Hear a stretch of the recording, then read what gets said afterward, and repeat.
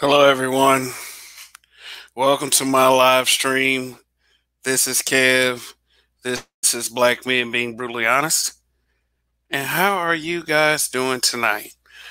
Uh, Hopefully, when I'm doing this live stream, no one, none of my favorite celebrities pass away tonight. So, anyway, how's everyone doing? I don't know. I just come across some things that kind of, I would say, trigger me and are a bit hard to swallow. But, you know, when I hear certain things, um, I like to use those opportunities to search for a deeper meaning and a deeper understanding, and and and an opportunity to learn from others. Um, but this is like one of the things that I can't quite grasp, and I still can't quite grasp, and hopefully, I mean, if when I open this panel up, hopefully for those who want to come up here and share a word, we can do that. So anyway, just bear with me for a moment. Trying to get this link in this chat here.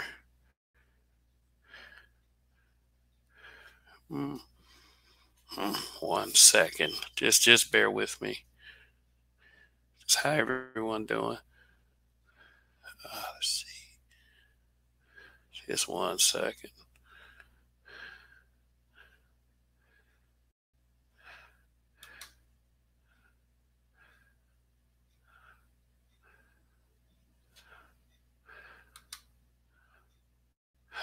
Shoot. All right. Well, let's get to talking. Let me see if I can. Just 1 moment. I'm just trying to.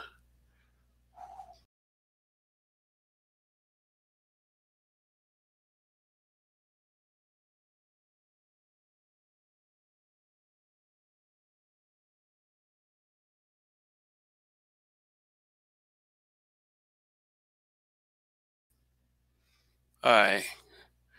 Now,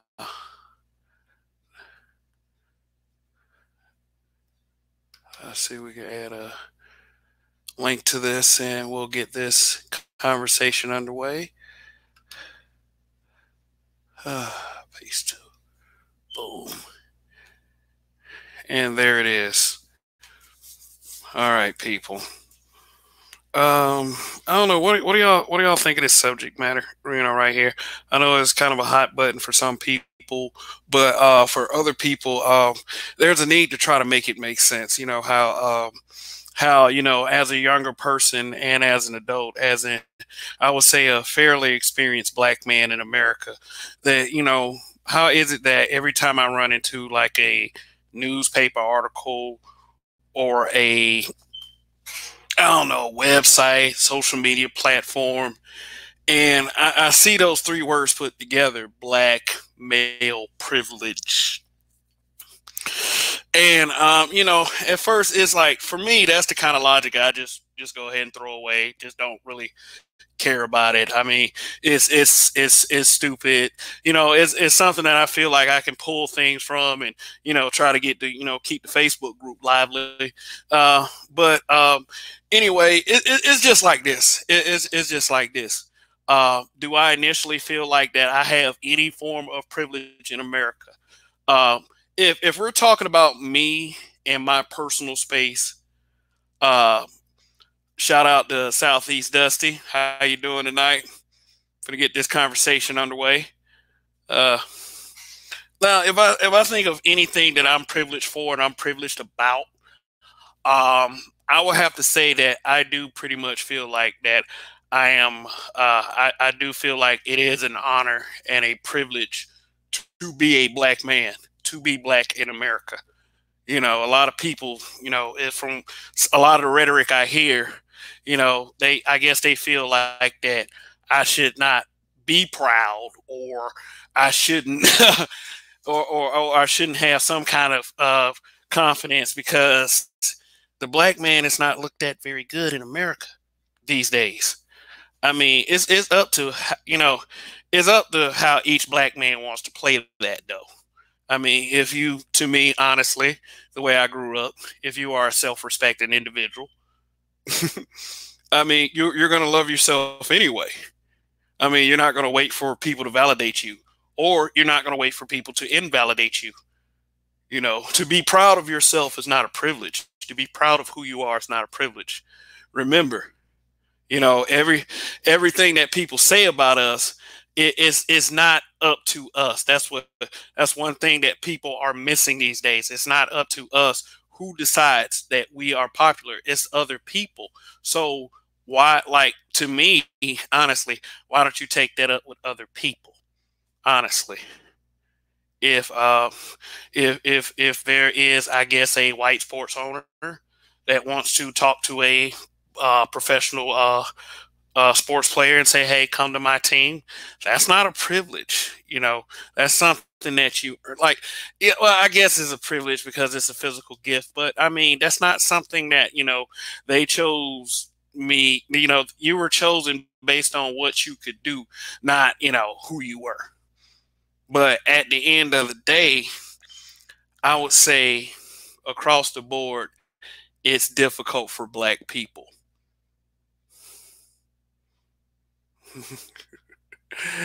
The hood conservative. How you doing? Um, he says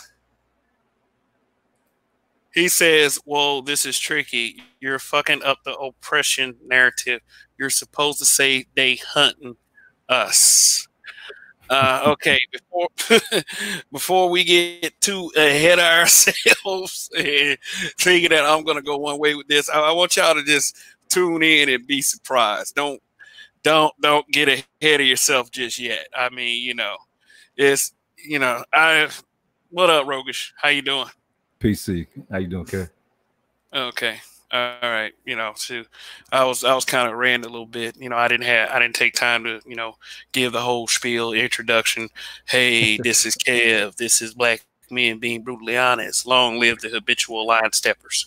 Yeah. Long live the habitual line stuff. Yeah. Yeah. So anyway, I am just strong quote checking my black male privilege.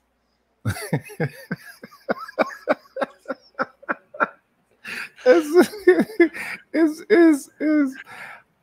okay. So can we claim public enemy number one by now? Like, and just us. Just Nobody us, else yeah. is public. Yeah, nobody else is public Yeah, yeah, enemy yeah. number one like this. You know, Yeah, because it seems as if that we're being pushed into a certain category by everyone that's black that's outside of heterosexual males. So this must be how the Jews in Germany felt, man. It had to be. It had to be mm, because we are being singled out across the board.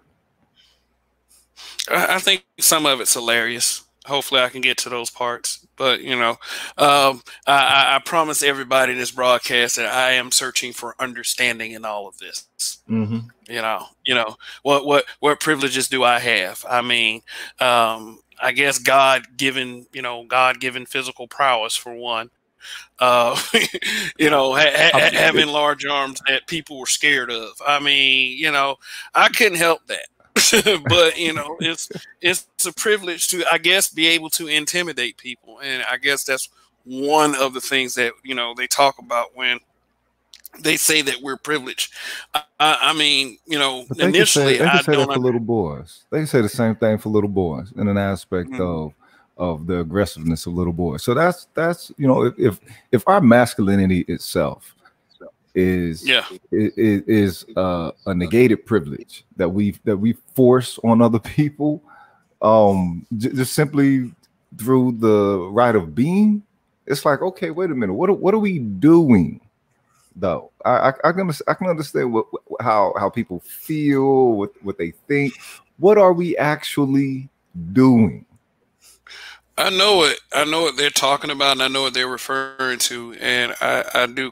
I honestly think that it is stupid. I'm willing to hear those other, you know, those other opinions, Mm. but let me put it out right now. At the end of the day, I don't think that black people have great privilege in this country, especially, you know, black men.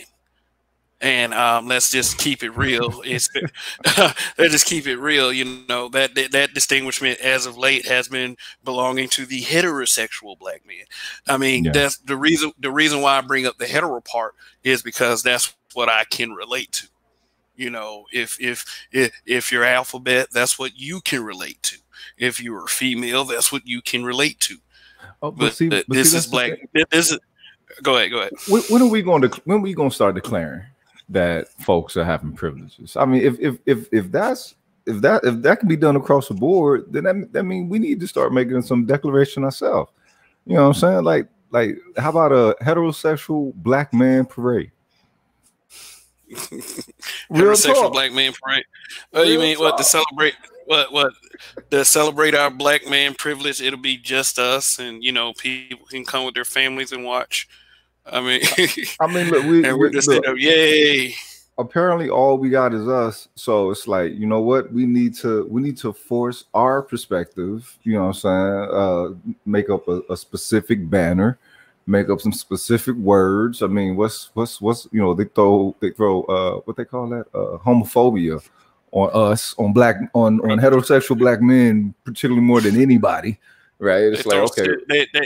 They're throwing this new term cisgendered on us too. You know, What? if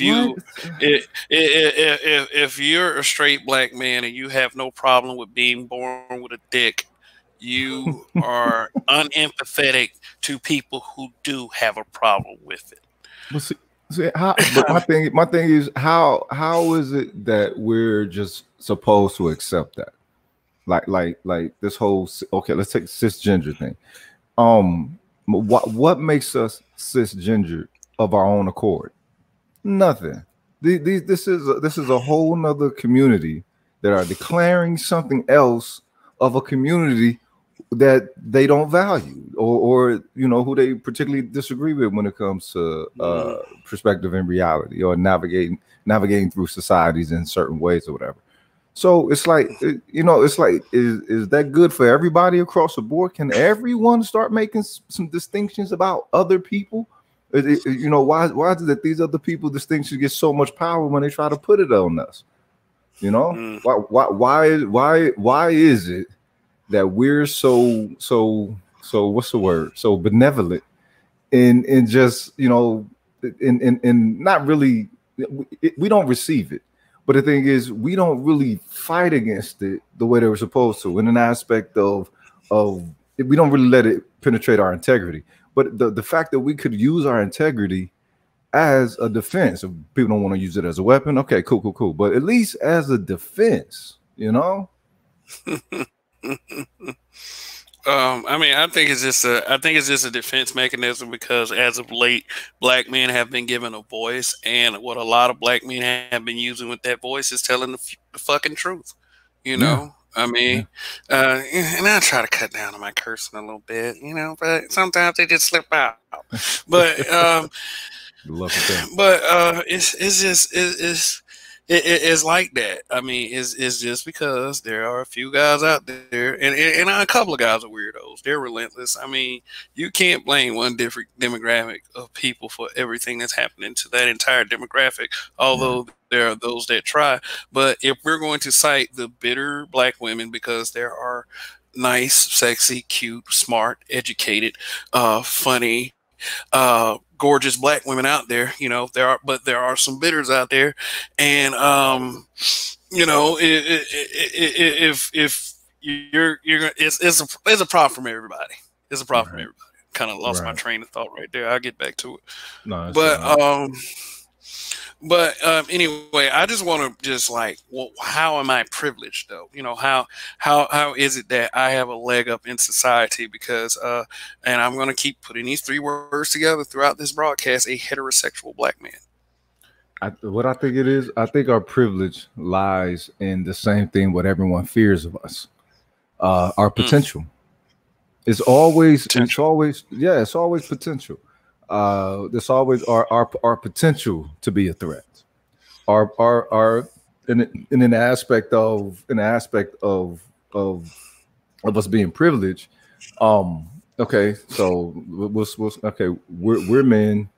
They want to say that it's a patriarchal society, based off of whose definition of patriarchy, though. I mean, to me, I think it's more on some mafiaism type stuff, and that's just that's just dealing with unlawful business.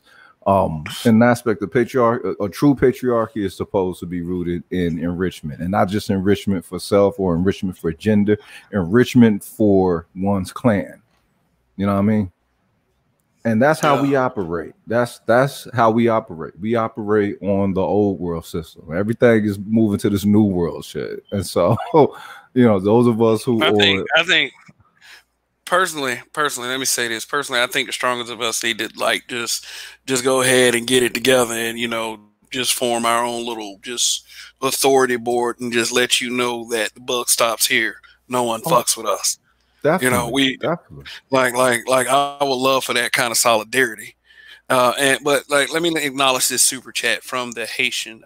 Thank you for the super chat. Thank you for the support to the channel, showing us love over here.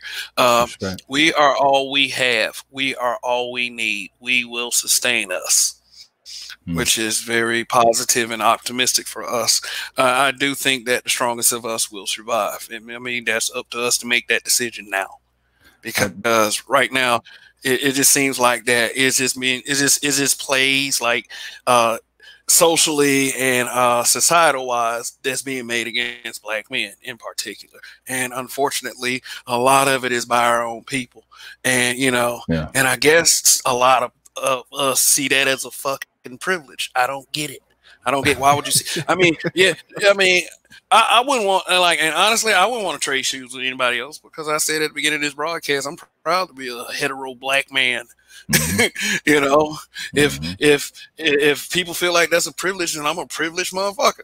Period. I mean, it's like start being proud. Like there's nothing wrong with being proud of who we are. Like we start being proud of who we are again. Okay. And go ahead. In a way, it is a privilege because we're not loopy minded like everybody else. Yeah, what I'm saying? Most people is on some bullshit. You know what I'm saying? They're not attuned into reality. And look at the sectors of society that are accusing us of having said privilege. Look at how they navigate through reality. You know what I'm saying? They're very, very disconnected from it in largely, and so we aren't. We not disconnected. We're set in exactly the way that we're supposed to be, and that's what's wrong. It's like, oh, wait a minute, you're the last bastion of individuals who fight against what we wish to build. Because they know that whatever it is that they wish to build in that that schizophrenic reality that they have, they're not going to be able to do so with ease, with our mere presence, just with our mere presence. They're not going to be able to do so. So hence why there's always some type of agenda pushing a softer side, a more lenient side of traditional operating black men. I don't like to say straight or whatever, because that's they word. I like to say traditional, instead of old school, stone school. You know what I'm saying? We still move off of functional foundations. Part with words, that's probably one of the smaller differences between me and you, is that I like to say it to where they can understand it. Hetero means exactly that. Hetero. If I'm a man, I like a woman, and that straight and that hetero word does get thrown out a lot. So, and I understand that, because you want to be careful on platforms like this, because you can get in trouble. Let's be straight up. You can get in trouble for saying the word gay. If I said the word, I thought gay, that was their word. I thought that was their word. Did they make it up? I mean, you know, is it their words? I Like, mean, right, it is man. I mean, you know, there's a man standing over there, you know, with a lottery ticket that he won $1 million, and he jumping up and down, and he's smiling from ear to ear. I mean, technically, that's a gay man. yeah. You know? Oh yeah. I mean, Overjoyed. seriously, you know. I mean, you know, people get technical these days, and I do understand, you know. Yeah. I do understand, but I mean, it's just words at the end of the day. But you know, we got to go by the guidelines and the policies of it. You know, the thing is, we make them work. We make them work just by bringing our rationality, and it's not rugged rationality. It's not overtly intense or nothing like that. It's just 1 + 1 = 2, and that's the way that we move. But you know, the way that the world is going, or the way that this society is going, is 1 + 3 = 9. You know, and we're sitting there. You know, we're gonna make it work. We're not gonna say 1 + 3 = 4. There you go. You're like, oh, it's 4. No, it's 9. No, it's 9. No, that 4 feels like a 9 on the inside. So we're gonna make it happen.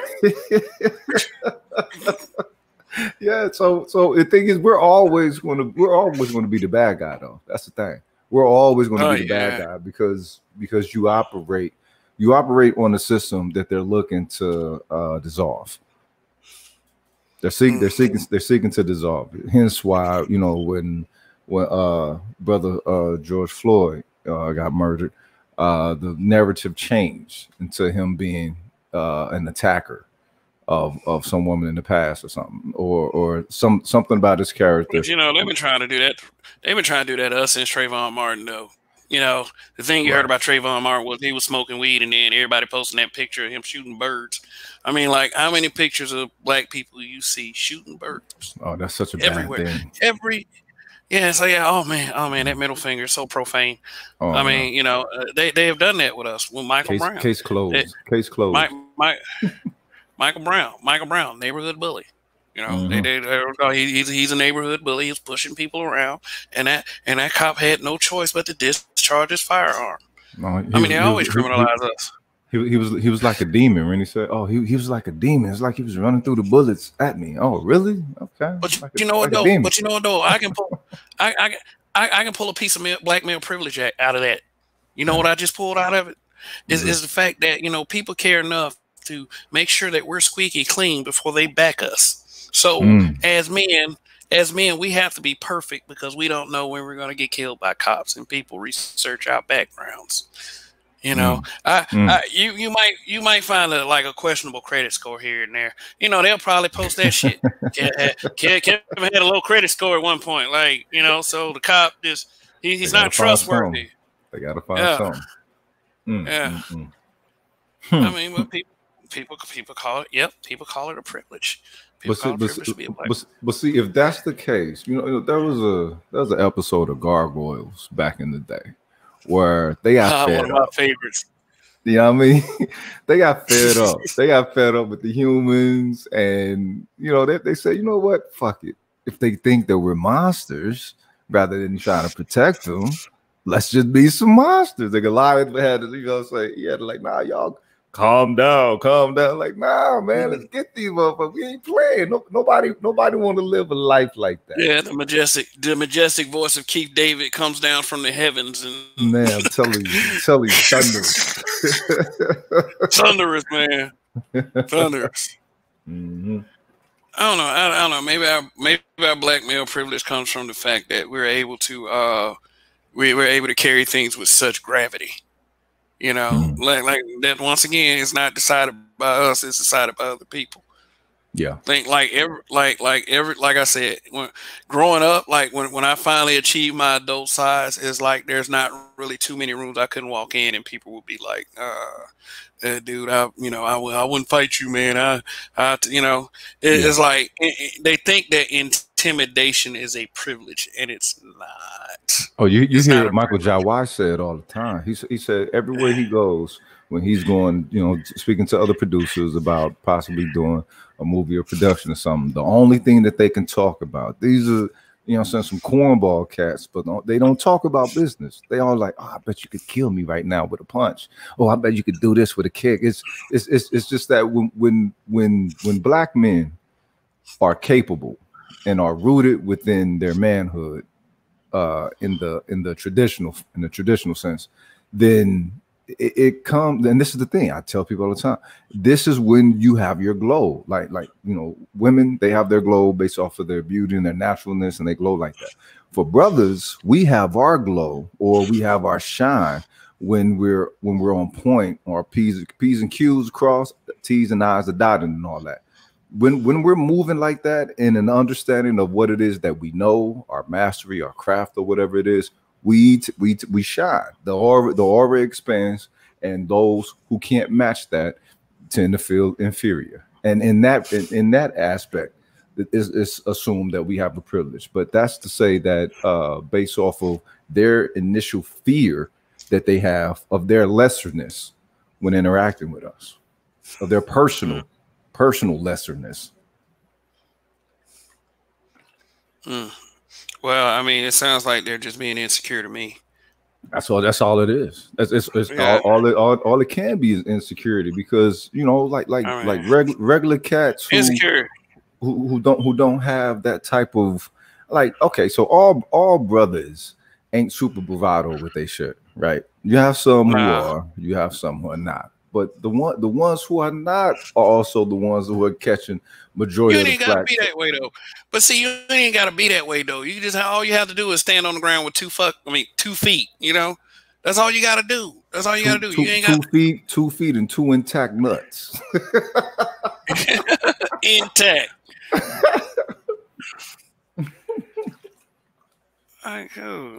Shoot. Stop. Never belittle yourself or anyone. I mean, you know, I understand, you know, in life sometimes it may be easy to bow down, but I mean, here's the thing for me. I guess that's why people, you know, I think that's why I would say, and I hate to start being a little insulting or condescending, but this is why we hear people think we have privilege. You know, I can't help that. Mm-hmm. Yeah. It's not on me, you know. It's like, okay, so what can I do to not have privilege then? If that's the case, if we have privilege, and having privilege is a bad thing, and it's saying like, okay, black men have to drop their privilege before white men do. So okay, so whatever. What is it that we have to do in order to quell that privilege, so that is satisfactory to those who, you know, who feel besieged by it or whatever? Black men have to go to black men have to go to complete silence. Go to the typical archetype that sits back in his chair, crosses his leg, open his newspaper, maybe smokes on the pipe with actual tobacco, and you know, and just be silent and let everyone, you know, every female around here rant and rave how she wants. I mean, you know, I don't have anything against women to express themselves. I love assertive women, but it has to be some kind of method with that assertiveness. You know, it can't be just that you just being a bitch. You know, it's not that. It's you got to have some kind of method with it. I am not intimidated by strong women, but you know, you got to get your definition of strong right. Okay, so this is my thing.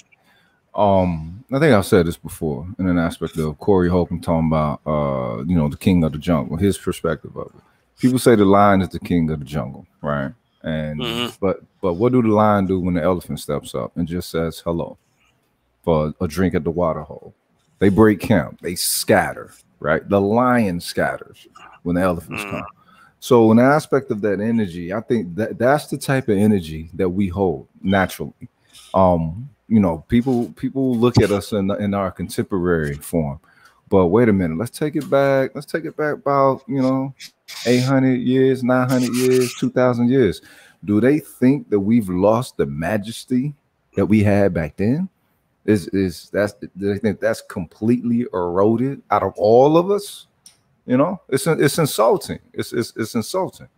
And it makes you want to, you know what I'm saying, go hard and purposely aim to make sure that your privilege is, you know what I'm saying, hurtful, overtly sunny and hurtful to them. Okay. All right. Hey, yeah, it's time for a little fuckery right now. I'm gonna share a little screen real quick. So, you know how people always say that, well, you know, go to the Black Lives Matter website, go to and see what they say. So right. I got the Black Lives Matter website pulled up. Oh, okay. Let's see what this says. I've never been to it. I've never been to it. Yeah. Something to avoid that. Okay. I'm freezing up. Oh, my computer's freezing up. Can you still hear me? Yeah, I still hear you. I still hear you. If you want, if you want me to go there on mine, I'll go there and then we'll do the share screen. Yo, that's a dope picture of Urkel too. You know what I'm saying? That's dope. and I noticed the hat he has. That's actually a Nubian joint, right? Yeah, I mean, you can thank people on Facebook who makes chops for that. Yeah. Stephen Q. Urkel. Come on, guys. See. This is a conspiracy right here. As soon as I say Black Lives Matter website. Hey man, you a G pass still growing up in your in the subscribership. So hey, once you hit that 1K mark, they watching you though. Oh yeah. Yeah. Because now you can be monetized. So it's like, oh okay, yeah. What is he talking about? Yeah. They try to check you out and do little fickle stuff. Black men being brutally honest. You know what? Your page is the epitome of toxic masculinity and black male privilege. Yeah, because I simply choose to say what I want to say. Like, I mean, if I'm wrong, just you're free to say it. I'm not trying to stop you. Yeah. But I mean, hey man, hey, hold on. Hey, I'm finna X out of X back in and say some stuff because I want to show the screen. Yeah. So yeah, the whole black male privilege thing. I really think that it's rooted in our natural majesticness that no one likes to acknowledge, and an aspect of the whole insecurity. That's why they're insecure. They don't. I mean, think about it. It's like when you're on the job, when you're in your white collar spaces, and you still get that insecurity from them. It's like, what do you have to be fearful? Well, before we say insecurity, it's fear. So what do they have to be fearful of in a corporate setting? What do you have to be fearful of? What is it that you seem so apprehensive about? Oh, okay. It's my potential. We have scary potential. And even more so when they can't really pigeonhole us. Like, okay, when you got on the suit, I got a couple of homies that's lawyers and they say the same thing. Yeah, it's kind of hard to appear as a thug to someone with a suit on, So it's like, all right, I understand, it's a tool within it. But those of us who just, like Trayvon Martin might, dress, wear a hoodie, you know what I'm saying? Our culture, some of us dive deeper in the culture of hip hop than others, and certain wear, certain speech and everything. It might prove to be intimidating, but it doesn't mean that you have an intent to do any harm or anything. It's just their bitch madeness, which they are able to project almost, almost through legislation against you. Like you just saw that Florida, they just lifted the ban on baggy pants. I forget what someplace in Florida, and they was actually like giving people fines and taking them to jail or some stuff over some baggy pants. Have they looked at these pants lately? They're not that baggy anymore. That's probably why they had to do it. Man, I told you, man, I'm driving today, man. I'm looking at a dude, man. He's holding his pants up in front by the crotch, but they're so skinny he can't pull them up. And you can see the full back of his underwear. I mean, like, I didn't grow up like that. I don't understand how that's fashionable. How is that fashionable? I don't know. That's fashionable, or even functional. It's like okay, so I saw in my area of North Dallas I live in, it's a lot of what they call it. It's a lot of immigrants around here, right? You got Africans, you got Middle Easterners, you know, Filipinos, you got people from Thailand and everything. And when you see their youth is actually walking around with that type of so-called style, and they just look so ridiculous, so ridiculous. And it's like it looked ridiculous on us, but even more so on y'all, because y'all completely foreign to, you know what I'm saying, the culture, if you can call that shit a culture or whatever. Are you talking about the culture vulture? I mean, as they say, or somebody, or a bad imitation of what they perceive as weak. A bad imitation of a negative facet of Black culture.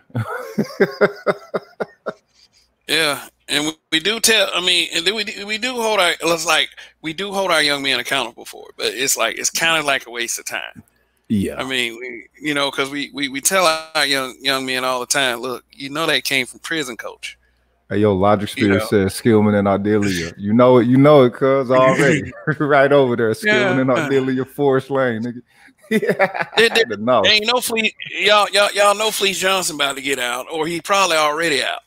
So Word. Yeah, keep doing it. Keep doing it. So I mean, it was Jealous Sir. No, that's another guy. But no, that's a Tall Salad man. I think he out. I think he out doing. Wait, hold up. So. You talking about what was his name? What was his name? Fleece Johnson, like they Boondocks. Yeah, the booty warrior. He actually getting out. Oh shit! Well, I mean, he's stay in your corner of the country. Oh no! He getting ready to be a millionaire overnight if he ever get a podcast or something like that, because everybody gonna flock at his shit. Oh yeah, call it the booty warrior. Yeah. He get a YouTube channel. It's over with. Like that man gonna have mean subs right off the bat. That man gonna have Aaron. He gonna have Aaron Magruder to thank all day for that shit. Square biz. Real. All right, so here we are, Bill Munger. See the screen. We're on the Black Lives Matter website. Black Lives Matter. You think that that we'll catch the little the virtue signal in that. It when you first look at the website, it says Black Lives Matter. Wow. Yeah. How far we've come. But then you read this blah blah blah blah blah. You scroll down, and let's see. It starts to get a little dicey right here. Yeah, it starts to get a little dicey around, when it started, we are guided by the fact that all Black Lives Matter, regardless of actual or perceived sexual identity, gender, blah, blah, blah. See, by that first statement, I just feel like if you say black and you're black, then it applies. Right.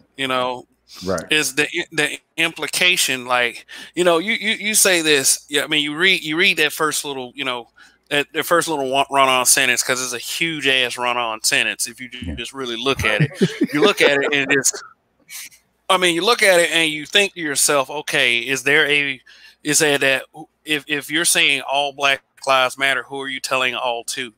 If you're black, right? Yeah, nobody's saying you don't matter.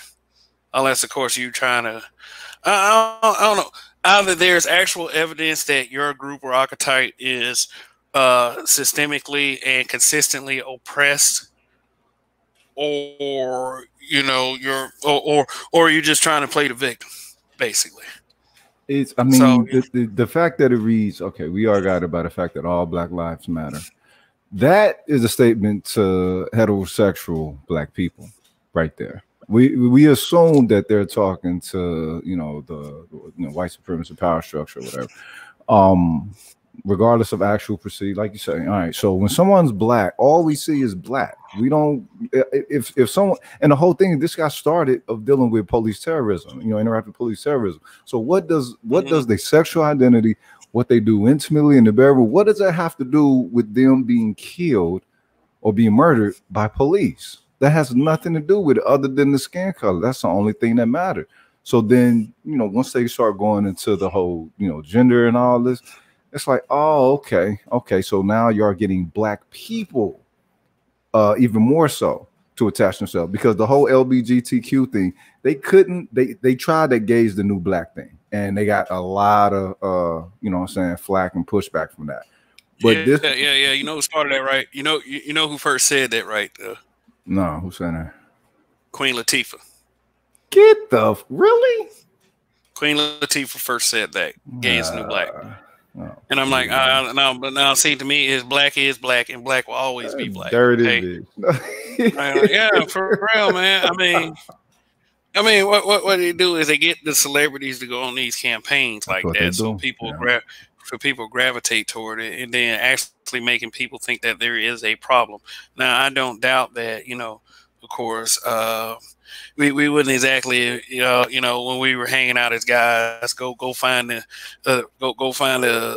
alphabet dude to say, hey, come play video games and basketball with us, because we don't care who you may have sex with. And I'm like, it's like, I guess because we didn't do that, that is what they're talking about. I mean, you know, normally I just hung out with cool people. I didn't care what they did. Sometimes they kept it a secret. Sometimes they were open with it. But I mean, it's like, it's like, why are you trying to make me care? The whole point is to treat you like you're normal. Well, see, and there you go. Like whatever you do don't matter to me. And the thing is, if you were to bring it up, what would be the purpose of you bringing it up? You got spaces where you bring that up and it's received and it's accepted. In spaces to where it's not, then you have other capacities of where you could be there. It's like being at work. You know what I'm saying? Like, you know what I'm saying? You ain't gonna be a full-blown nigga at work. I might be a nigga, but nigga, I know not to be a nigga at work on the job. You know what I'm saying? Because even though my comfort zone is there, when I'm not at the job, okay, I'm gonna adjust, you know. I'm gonna adjust to you know, to someone else's domicile, a home or whatever, you know. But they don't want to adjust. They want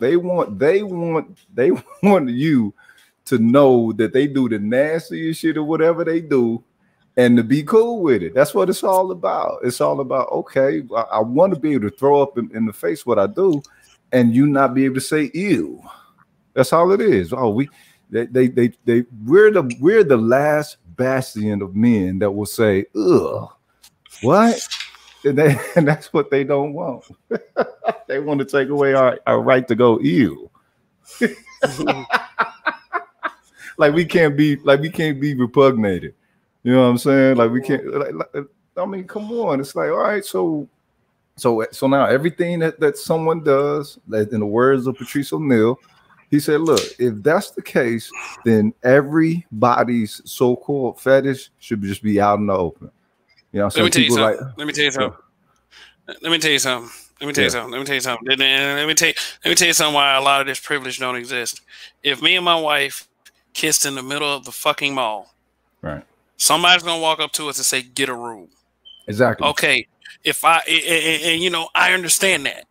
And then I'm gonna tell them, no, we don't have a room, we have a house.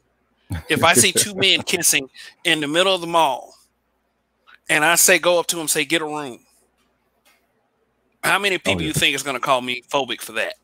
Oh, they gonna call you phobic, and they're gonna call the laws on you, fam. He's committed a hate crime. They're trying to make it where they try to make it where you can't even say, hey man, my kids are right here. Come on, guys. Yeah. Come on, guys. I mean, regardless of whether y'all two dudes or not, man. I mean, your kids don't need to be seeing this, man, for real. I mean, I don't like to see a young man and a young woman slobbing each other down. I just think it's just gratuitous. That's the thing. You got the appropriate time, and the thing is, in a flat out middle of public ain't the appropriate time. You know. Okay, but let me not take too long on that. Let's move on, because I want to get to this 94 item black male privilege checklist, and I'm gonna show you. I'm like, what? Get your Sharpie ready. How the fuck you find 94 things, man? Oh, it's the actual checklist. Yeah, and I'm gonna show you who wrote it too. I'm gonna show you who wrote it too. It's like, okay. So it says we make space for transgender brothers and sisters to participate in league. Let me say this. let me say this. Okay, if you are a leader, then you can inspire people to follow your leadership. Leadership is not an insert thing. I mean, I don't care if you're getting promoted at jobs. Some people are bosses, other people are leaders. Right. You know, it's not bad. It's not a totally bad thing to be a boss, but you got to be a leader along with that shit.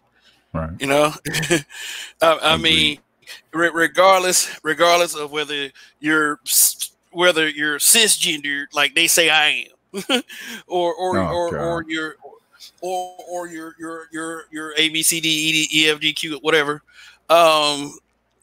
You are the burden is on you to be a leader.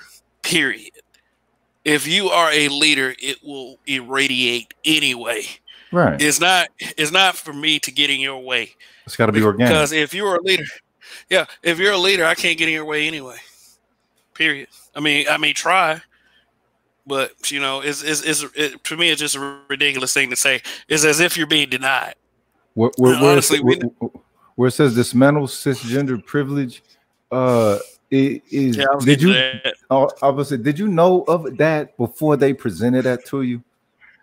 Have you ever heard anything of that before they presented the cisgender thing? I think they coined it. But where did they coin it from? I can understand gender, but cis is a prefix. I mean, right? you know, is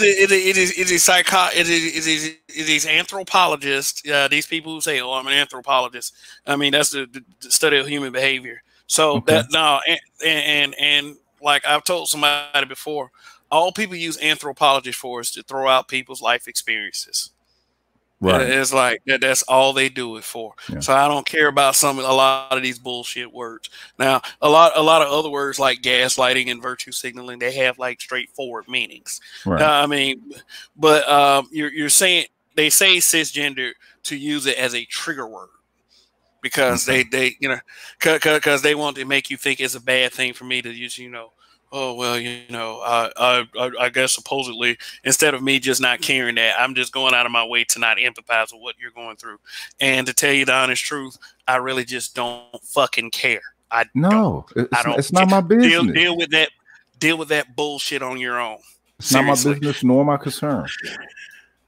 Okay, and they said, I don't even want to read this, but I'm going to go through it anyway. It's on the screen. It's been on the screen for a second. We are self-reflexive and do work required to dismantle cisgender privilege. Okay, again, there goes that word, privilege. What privilege? The privilege that knowing that if I have sex with someone unprotected, that's going to lead to the birth of another human being, thus carrying on the human race. I mean, get the fuck. Who do you think you are? That's how. Who do you think you are? Who do I think I am? You know, we haven't figured out how to bring babies out of pods yet. You know, I mean, is that uplift? I mean, uplift black, you know, black T folks, which I mean, that's totally up to you. I mean, I can't. I learned something a while back, and I continue to learn this lesson from day to day. I can't rely on people to uplift me. I can't do it. I just have to be who I am. Okay, and then that next statement, I'm not going to read it out loud. But I'm going to say it just like this. Be straight up with who you are. You can avoid a lot of that. You know, some guys don't have the discernment to say, hey, you know, look at certain features and tell who you were in the beginning. It is the burden is on you to be honest about who you are, period. I mean, and a lot of guys, they feel a certain way. They don't want that. They don't want that. Don't force it on them, or the conclusion could be very bad. Because if that was possible, then you know this would actually be nullified to start out with. If that was possible with them, yeah, you know?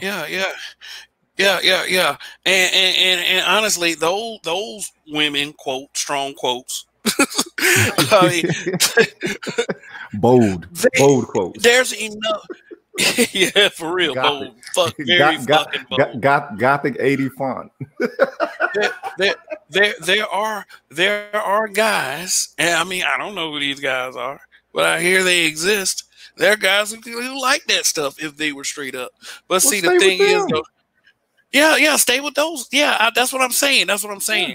I mean, they focus on the violence aspect of it. What they don't focus on is these guys killing themselves because of it.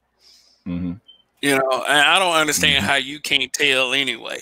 I mean, that's Yeah, just I me. don't know. That's just Don't know. me. That's just me. Even Well, if even here in the States, it might be a little bit different than it is like, you know what I'm saying, overseas and something. Like overseas, you do have a hard time telling because they, for some reason, you'll go to a third world country and they actually pour so much scientific effort into it. You know what I'm saying? It's like, wait a minute, I know y'all water's dirty, your water's nasty and everything, but y'all got what they used to call? They used to call them momos. They say y'all got all these Mhm. momos walking around here, and it's like, you know, one, everybody know ain't no Thailand woman's going to be, you know, 6 feet tall, nothing like that. But in an aspect of the aesthetics, strong jaw. Look for a strong jaw. the thing. I mean, see, that's my thing though. I think here, Strong jaw, firm handshake. Very firm handshake. the big hands and them shoulders. It's like you can't you can't. They ain't found no surgical method in which they could shave off shoulder bone or nothing like that. So it's like, come on, man, how? And All right, all if right, if, all you, right, all if right, you're just gonna wonder how, it's like, all right, man, that's how it is. Okay, boom. all right, But all right. but they but But they they they let's have move their on. lane. Yeah, Yeah, they have their lane. They need to they have stay their in it. lane. Like, Yeah. stop trying to force your way in ours or trying to force us to understand where yours is. Mind your motherfucking business and everything will be okay. Period. Your whatever burden you have is how you feel about yourself is not my problem, because clearly, you know, how I feel about myself is not your fucking problem, and people are always trying to define that shit for me, and I'm Right. tired of it. But hey, you know what? I guess that's a fucking privilege. It's a privilege to just go ahead and not go through the trouble of trying to change anything that I don't think need fixing. So, all right, Mm. let's read this next sentence right here, which is, you know, a very much gender war talking point. We build a space that affirms black women and is free from sexism, misogyny, and environments in which men are centered. Like Mm. what? Like what, a football locker room? Like, Well, so barbershop or I mean, something. like let's like I said, let's understand. Let's all understand that there are yes, we do understand that black women do go through struggles. That they do. It's like we go through struggles, but it's not that all the you can't just put all the struggle and all the perseverance on you and all the For real. negativity on us. Because honestly, like, I think that both genders really have a bit of sexism. But I mean, if you really want me to think, if you really want me to really tell you who I think is more sexist, I would have to say it's the women.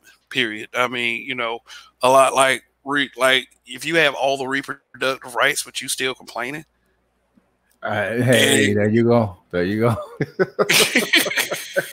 There you go. The courts are set up for you. Like I haven't heard not the one course black is set up woman. for you. I haven't heard not one black woman give a sob story over the court doing her wrong when it comes to co-parenting and anything like that.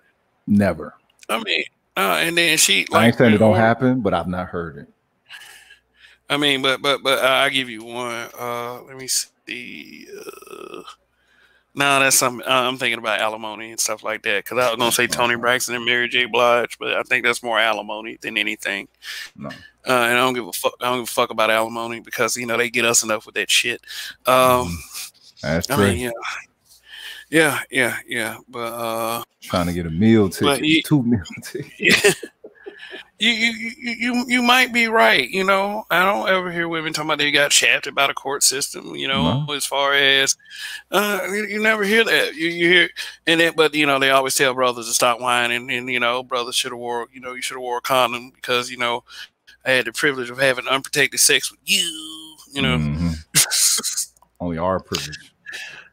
Yeah, and you know, I had the privilege of being going unnoticed because I'm actually a brother that waited to marriage, and there's a lot of brothers that, you know, we had our heads on straight and we waited till marriage, and you know, there's still a lot of brothers that don't, you know, that don't have kids. Yeah. Yeah. Same here. Yeah. Well, I don't wait to marriage, but don't have kids though. Okay. Not trying though. I mean, dude. I mean, take your time, man. I mean, it's like don't feel pressured by society to rush into something. No. Yeah, even though they say that they are pressured into society by it, all this other stuff. But let me see. Just 1 second. 1 second. I want to know what space doesn't affirm Black women, and in an aspect that's free from sexism, misogyny, environments, whatever. The men are centered. Black men, we only have those two where we're centered. The barbershop. We're not even centered in the church. So the barbershop, so maybe football locker room or something like that. But every other space is see. This is the thing. It's like they're utilizing Black as a tool. They don't really see themselves as Black, but since it's there, I'm gonna use it. You know what I'm saying? That's their thinking. They're like, all right, well, they rather use the the gender dysmorphia stuff, or they rather use their gender or whatever. But it's like, nah, that which is politically defaulted to associate yourself with by the state, they don't want to do that. But they will do it in an aspect of, okay, well, let's get an advantage with it.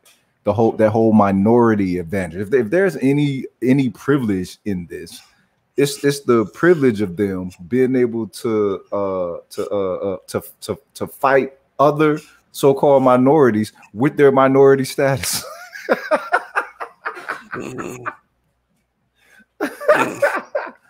Like, wait, maybe all minorities are here. Oh God! Yeah. Oh yeah, that's no. Yeah. We about to go through this. There are 94 items over here. This is called the Black Male Privilege Checklist. Oh, and wow. before I get started, I'm going to show you the author of this checklist, because I found this on this. Wait a minute. Yeah, that's him right there. Yeah. But I found this on Arizona State University Project Humanities. They posted it, and I wonder who made the decision to post this, because it's like, why do y'all feel like it's not discriminatory to, well, their history with us anyway. But why do y'all feel like it's not discriminatory to just isolate Black males like that? I mean, like, seriously, like, I'm supposed to sit there and feel like that. Like, seriously, they made sure that they were very thorough in this list right here. I mean, I'm not going to read all of it. But I'll try to get the most ridiculous ones, which are probably all of them. But why not read all of them? There's plenty of time. We break them all down. What is okay? So go back and show the dude. What's his name? Oh yeah, let's show who wrote this list. His name is Jewel Woods.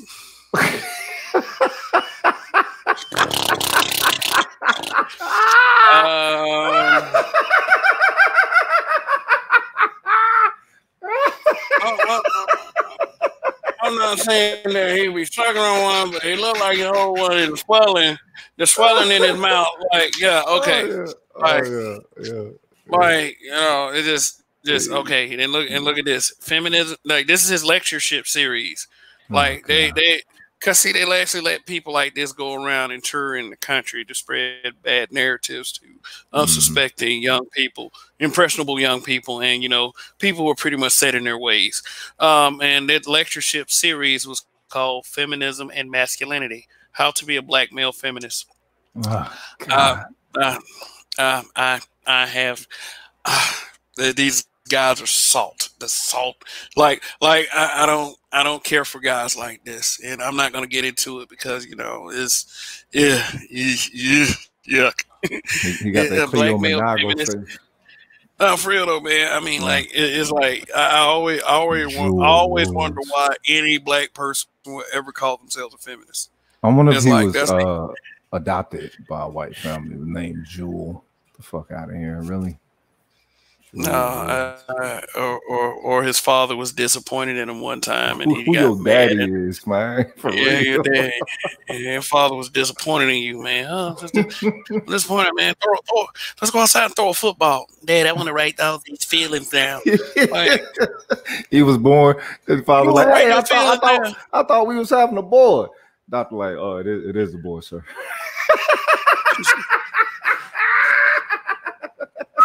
Let me walk out the room for a second. I can't believe this ish is happening. Like that's how I feel about dudes like this. Yeah. But let's not bully him too bad, because that's what they say, we bully these guys. Okay, whatever. All right, let's go to this. Jewel. All right, Jewel. Here, let's see what Jewel has to say, because he wrote down 94 fucking things. All right. Number one, I don't have to choose my race over my sex in political matters. Oh, because y'all wanted to vote for Hillary Clinton and she lost. I mean, you know, I got, like, I'm just an ass. I got something to say about every one of these. You know, okay. Number two, when I read African American history textbooks, I will learn mainly about black men. You mean like Zora Neale Hurston, Harriet Tubman, Sojourner Truth, Mary McLeod Bethune? Thank you. So people like that. You talking about that? Really? Yeah, Ida B. Wells, Wilma Rudolph. Come on, man, get the fuck out of here already. Like, it number two, and I already just like threw it away. Throw the whole goddamn list out. But you know, we'll read some of these. When I learn about the civil rights movement and the black power movements, most of the leaders that I will learn will be about black men. Like, we don't fucking talk about how to finish Kurt and Angela Davis. See, but the thing is, we don't choose these. We don't choose these. But black people aren't on these boards when they're selecting what to put in the history books. And you know, here in Texas, they say majority of the history books come from here. Then they disperse them around the country. We ain't the ones that's on these boards passing this out. And in the aspect of them learning about brothers, I mean, it's the most eventful events, the most impactful events that occurred. So what do they tell you was the most, you know, Martin Luther King? And it's like, all right, but Malcolm X was eventful, but you don't know nothing about him in U.S. history or nothing like that. So it's like, yo, why? You know what I'm saying? Why is he putting that on us? It's almost like he's charging us about these situations. Black. We can skip through some of these. Yeah. Because, you know, it's just, you know, number 7. I can live my life without ever having read black feminist authors. Okay. Now, I almost agreed through this one, because, yes, I can live my fucking life without having to ever read a black feminist author. Yeah. You are goddamn right that I can do without that. But it goes downhill in the second part of the sentence, or knowing about black women's history or black women's issues. Fuck out of here. Black women's issues, pretty much half of them are black men's issues. That's the thing. Are we connected? It's like these people put this shit out here as if we've been disconnected this entire time. No, for real. Yeah. But see, when people write stuff like this, the intent is to divide black people, and they never call out coon shit like this. Never. I never see it. It is most people who are sheeple, they go with this shit. Oh man, you guys, but you know, get mad at niggas like us. Oh well, I'm sorry, black men like us. I'll be a nigga. Okay. Number 8. I can be a part of a black liberation organization like the Black Panther Party, where an out rapist, Eldridge Cleaver, can assume leadership position. Okay. Now look. Okay, look. So it seems like, you know, so he just fishing for things to where he can point out that, well, okay, you know what? Yes, this appears to be male oriented or male centered or whatever. And in that aspect of Eldridge Cleaver, he was, you know, he was noted for being, you know what I'm saying, loopy, you know, with that. Now you can't take away his scholarship and his brilliance of analysis. He's just you know what I'm saying, a freak with it though. But in an aspect of to where he it's like he sustained his leadership position. He didn't sustain his leadership position. This is insulting, man. This is where this nigga at? Minnesota. Might need to take a drop squad trip or something. Dudes like this write bullshit like this and go into hide, and they never ever will expose themselves to someone that disagrees with this ever. They never will. They will surround themselves with people who disagree with them, so they never get any deconfirmation. But so, okay, number 9, I will make more money than black women at equal levels of education and occupation. Oh God. Oh God. There's a beauty section. There's a beauty section. Yeah, there's a beauty section. Yeah. There's a beauty section. I mean, he goes into it like he really just tells us what we think in our life and our world perception. Is he part of that community? Is he? Is he? Yes, I'm thinking. Oh, welcome, Donnie. What's going on, guy? What's going on? So what the fuck are you reading? Thank you, Donnie. Like the fuck you got going on here? Yeah. 95 things for this shit. 94 fucking things. The black male privilege checklist, written by this guy, Jewel Woods, that had a lectureship series called Feminism and Masculinity: How to Be a Black Male Feminist. Yes. I need that nigga tie his tie before he get out here taking pictures trying to be intellectual. Listen, you know, but he got the finger on his chin, so that's got to count for something. The finger on his, you know. On that list is riding unicorns and building Wakanda. Okay. Become the Black Panther. All right, y'all want to go through the beauty list because it's only 4 items. Yeah, let's. I gotta see this. Yeah. And for those who are just tuning in, this is the black male privilege checklist written by this guy right here. So wait a minute, this nigga's at ASU? No. Arizona State University reposted the list. This was a manuscript written by him. Yeah. So, you know, some 19-year-old college student that probably does the chunky T-shirt, you know, with the bacon back, probably got mad and then found this and decided to post it. So, I mean, let me not get too, you know, start look shaming or nothing, you know, because, you know, I can't tell women with a straight face that I'm 5'11". Black male privilege. All right, black male privilege checklist on beauty. Number 11. Yeah. I have the ability to define black women's beauty by European. I have the ability, by European standards in terms of skin tone, hair, and body size. In comparison, black women rarely define me by European standards of beauty in terms of skin. What the fuck did he? How did so where did all that black men are defeated, conquered shit come from? But you know, I guess this is talking about looks. Define me by European standards of beauty. So I'm just gonna tell you, I get the light skin conversation all the time. I get the your eyes conversation all the time.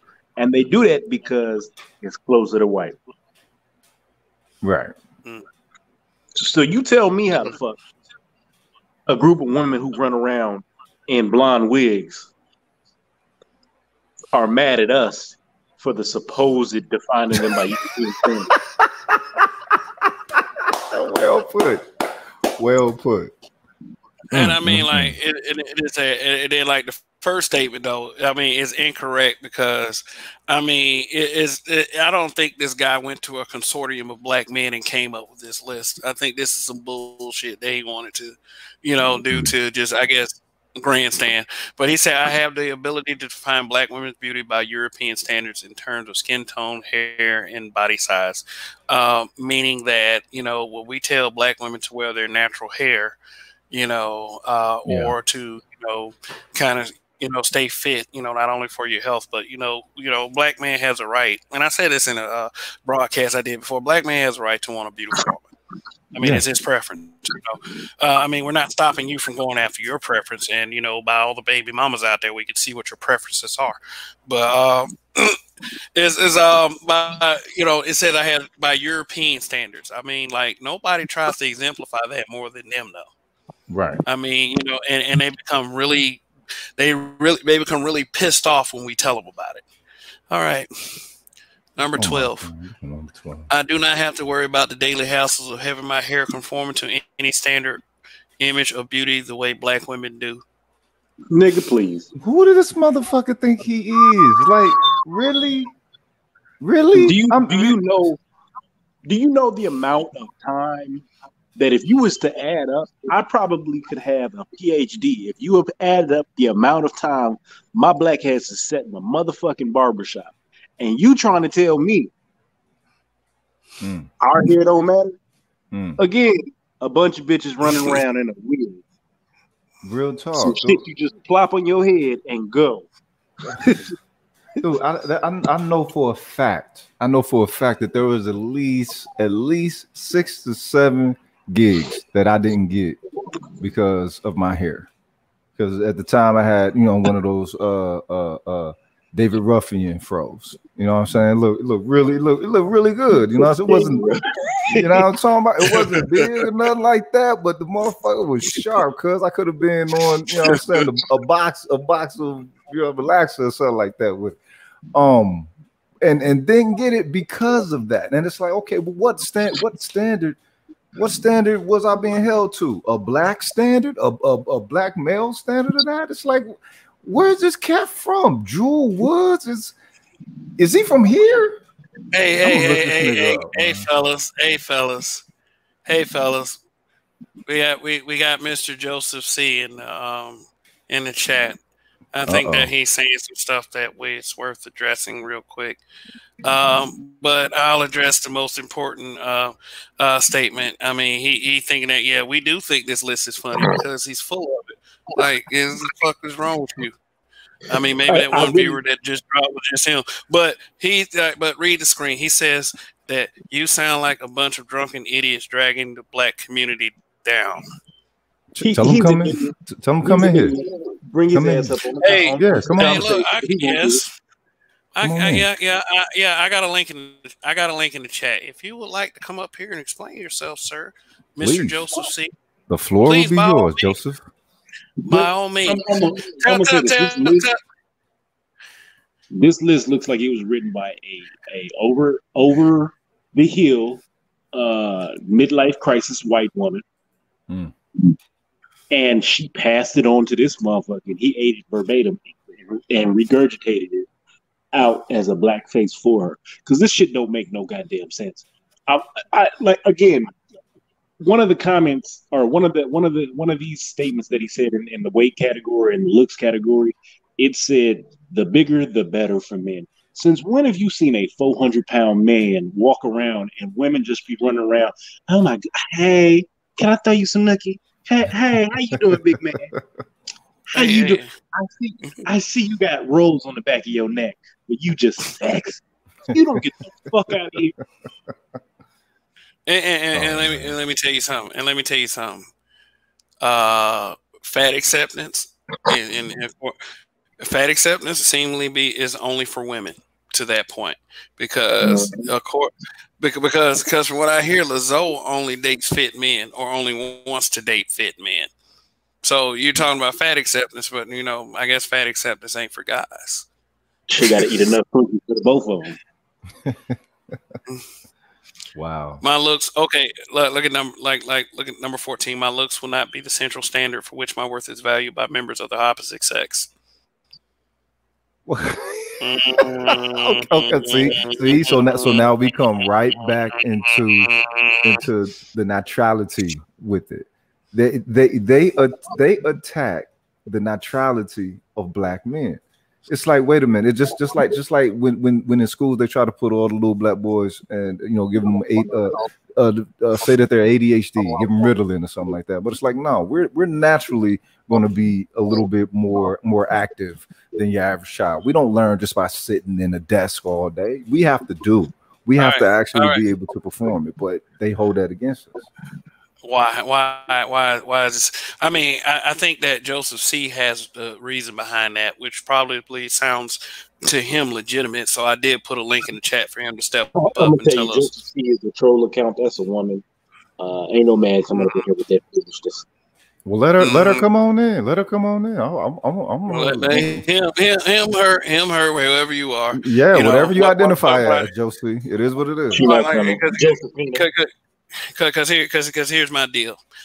I don't like the fact that people tell us shit like that because we can't take exception to shit that's said about us without being discussed with us first. Like honestly. So so I want somebody to come up here and say some shit. I mean, I'm not the one that's looking for trouble, but if you're looking for trouble for me, if you're gonna say I sound like a drunken idiot, I'm gonna tell you that yes, I do have a beer in front of me. So and I'm finna go get mine. Yeah. Sex and sexuality. Okay. Number 15. I can purchase pornography that typically shows men defile women by the common practice of the money shot. What? You can first off, I don't see how this is something that Yo, look, it's 94 these motherfuckers are. That motherfucker see why in the current affair with Maury Povich. Like, what? Because when she say "come in my face," like that's supposed to be like defiling her. Like, wait a minute, wait, hold up. We talking about porn, right? So that's pornography. That's just like hoism. It's like, yo, they working. They understand what it is. They signed up to get fucked. Consensual. This is consensual. They let you know from the jump. It's consensual. They didn't want to get shot in the eye, but it is. They put a big old disclaimer at the beginning of each one of them. Right there. I guess it don't mean nothing. Holy shit. So we gonna act like there's not squirting videos. I mean, you know. We're not gonna act. We're not gonna act like this is motherfuckers around here that watch that weirdo shit where they get pegged. Oh yeah. Well, yeah. And by the way, we make them, like, I guess by our standards, we make them do OnlyFans. Oh God. Yeah, they have to do it. They got to do it because that's what men want them to do.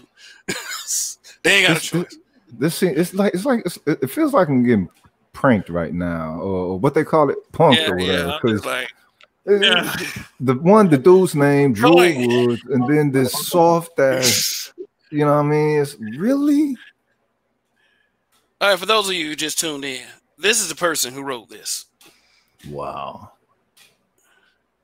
And I mean, like, Drew Woods, and he was on the Carol Ortman Perkins lectureship series. I'm sorry, calling nigga Sapphire. You want to be a Sapphire? Right. She used to walk down. He used to walk down to the rings with Dusty Rhodes and Polka Dot. I'm talking about some American dream, like for real. For real. Okay.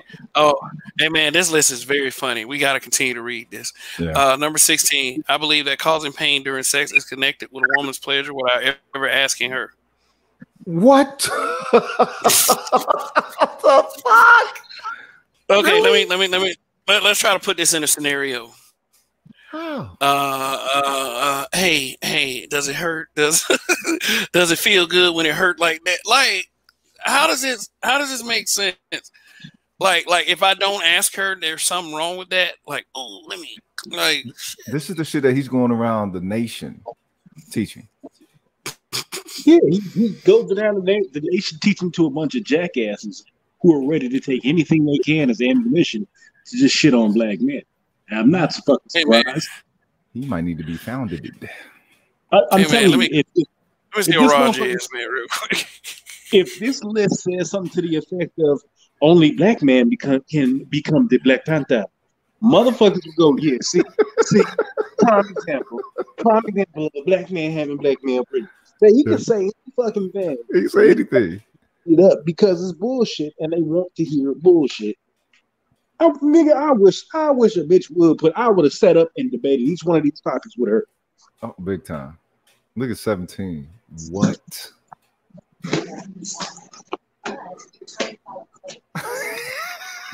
What is 7? He says, I have the privilege of not wanting to be a virgin, but preferring that my wife or significant other be a virgin. It's okay. Right. This dude is anti-man. He's anti-dude. That's all this is. A lot of these were biological imperatives, right? The polygamy one. So you had to have polygamy. This was something that happened because the way the community, the tribe, the city was set up. So the fact that you have polygamy on this list shows that you are confused on many levels. Oh yeah, definitely. Because polygamy holds no place for a woman to have one man or multiple men and be her. There's confusion when the baby comes, right or wrong. We don't know who the fuck the daddy is. I got 6 wives. We know I'm the daddy of all these motherfuckers.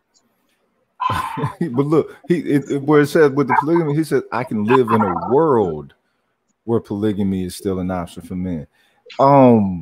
Okay, so it ain't really got nothing to do with black men. He just mad at the world, and he's going to use us as a proxy card. So, well, the majority of this list is just men. He just fucking around and slap black on it. Yeah. Because this should apply. Okay, there's white privilege, right? Yeah. There's white male privilege. There is no fucking black male privilege. Right. Not a thing. It's a myth. It's something that you hear about in the shadows. It's not a real thing. Wow. And there's 95 points to this. Oh my God. Hey, Joseph C., you still want to come on in? Please. I'm really open to hear what your perspective is with this. I mean, come on. Let's go. If you can offer some more logic up in this, because I don't want to just write Jewel off as being a loony. But I'll just like, let's not even get it, man. Mo shine. I mean, it's whatever.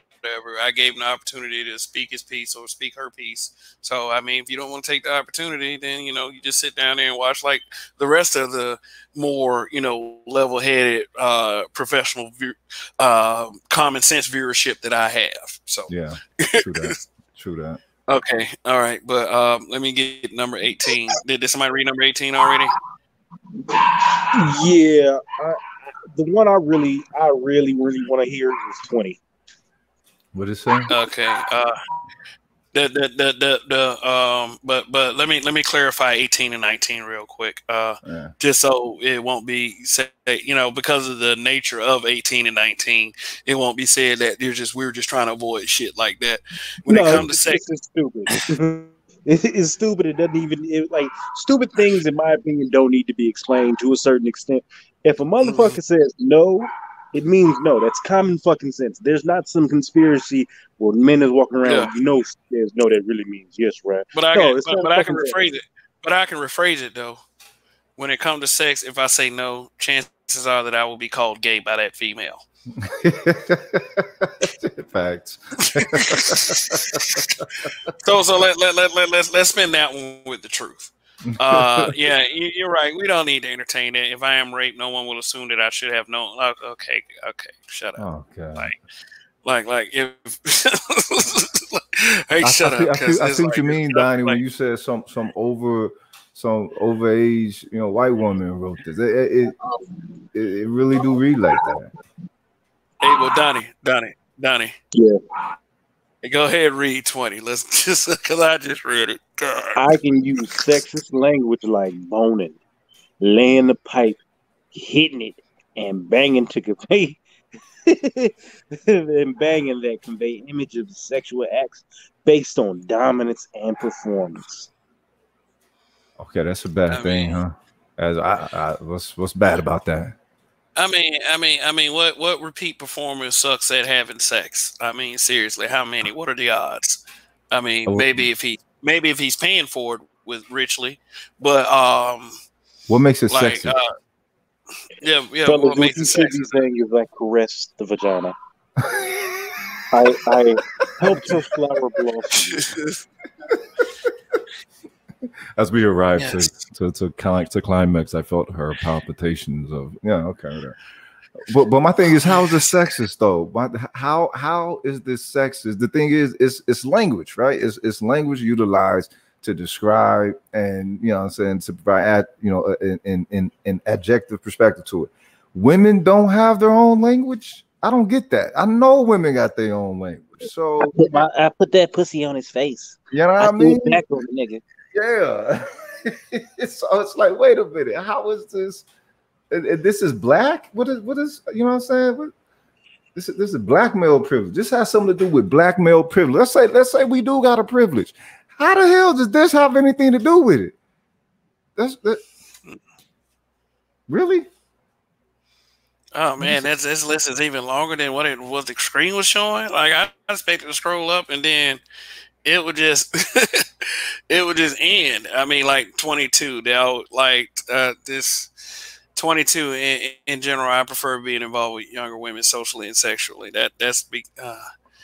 One, he a lying motherfucker putting that one in there. Yeah. Talk about him. He need to say black men. Nah, goddamn Doogie Dipper, the hell out of here. And then number 26 is a reinforcement of the first one. When I consume pornography, I can gain pleasure from images and sound of men causing women pain. So basically, he's just repeating a lot of bullshit that he already said. Like, how does this not sound like 15? Yeah. No, I mean, no, 16. 15 is no, actually 26 sounds like 15 and 16 combined. 24 is cell phone privilege. What? I have an easy answer for that as well. The Canada system. What? I mean, all right. Yeah. To my X videos. Man, how dare they have an X videos site in Pornhub and all that? Look at number 27. Are you shitting me? Niggas running the Joneses. Niggas said really? The mama joke. Yo, mama.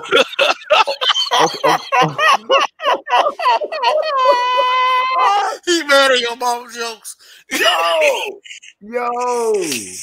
Yo. Nigga, and it's funny. The reason motherfuckers was telling mama jokes is because a lot of these motherfuckers didn't have daddies. So really, that runs against us. If anything.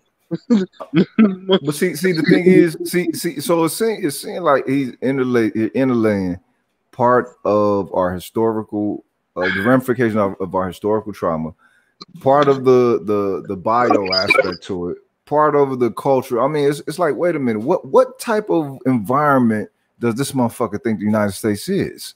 You know what I'm saying? Do they really believe, you know what I'm saying, the apple pie, white picket fist type shit? That, you know, it's like, so black men are the cause of this, basically. Man, this dude need that slap box lesson with some bricks. I ain't gonna cry and write a letter to your employer. So 28 says, I have the privilege of not having black women dress up and play funny characters, often overweight, that are supposed to look like me for the entire nation to laugh. Oh, what the fuck does that even mean? What does that even mean? There's a whole bunch of Madea-looking bitches out here, and they're often overweight black women, and men are doing funny portrayals.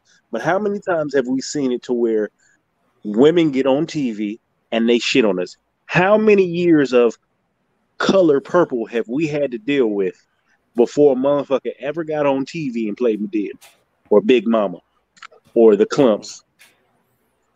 I mean, what was homie name?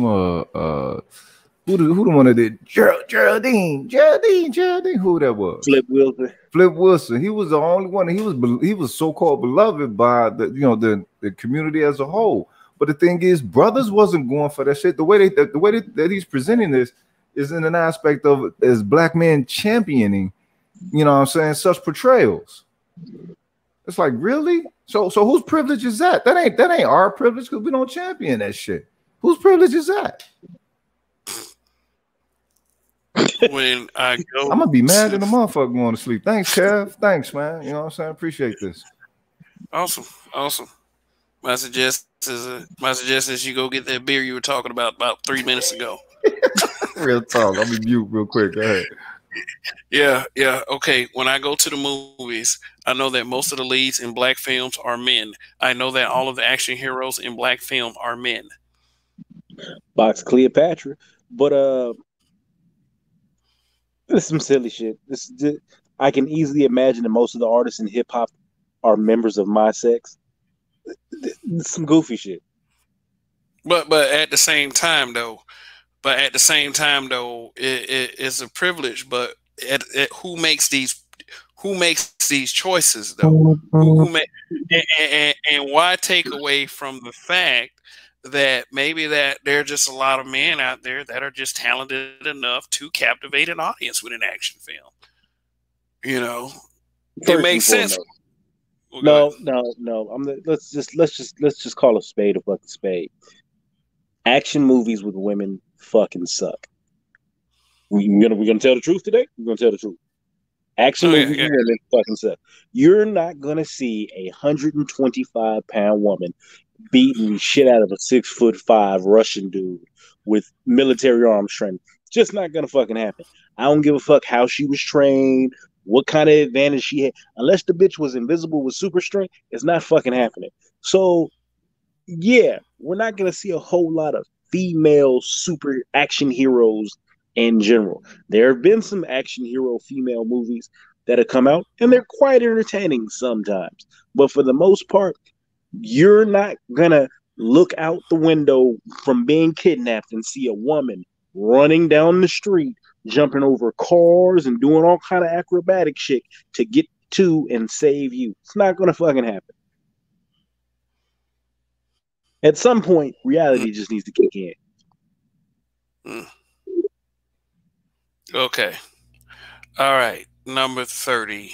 And that is reality, because when you do see women beating up men in films, or I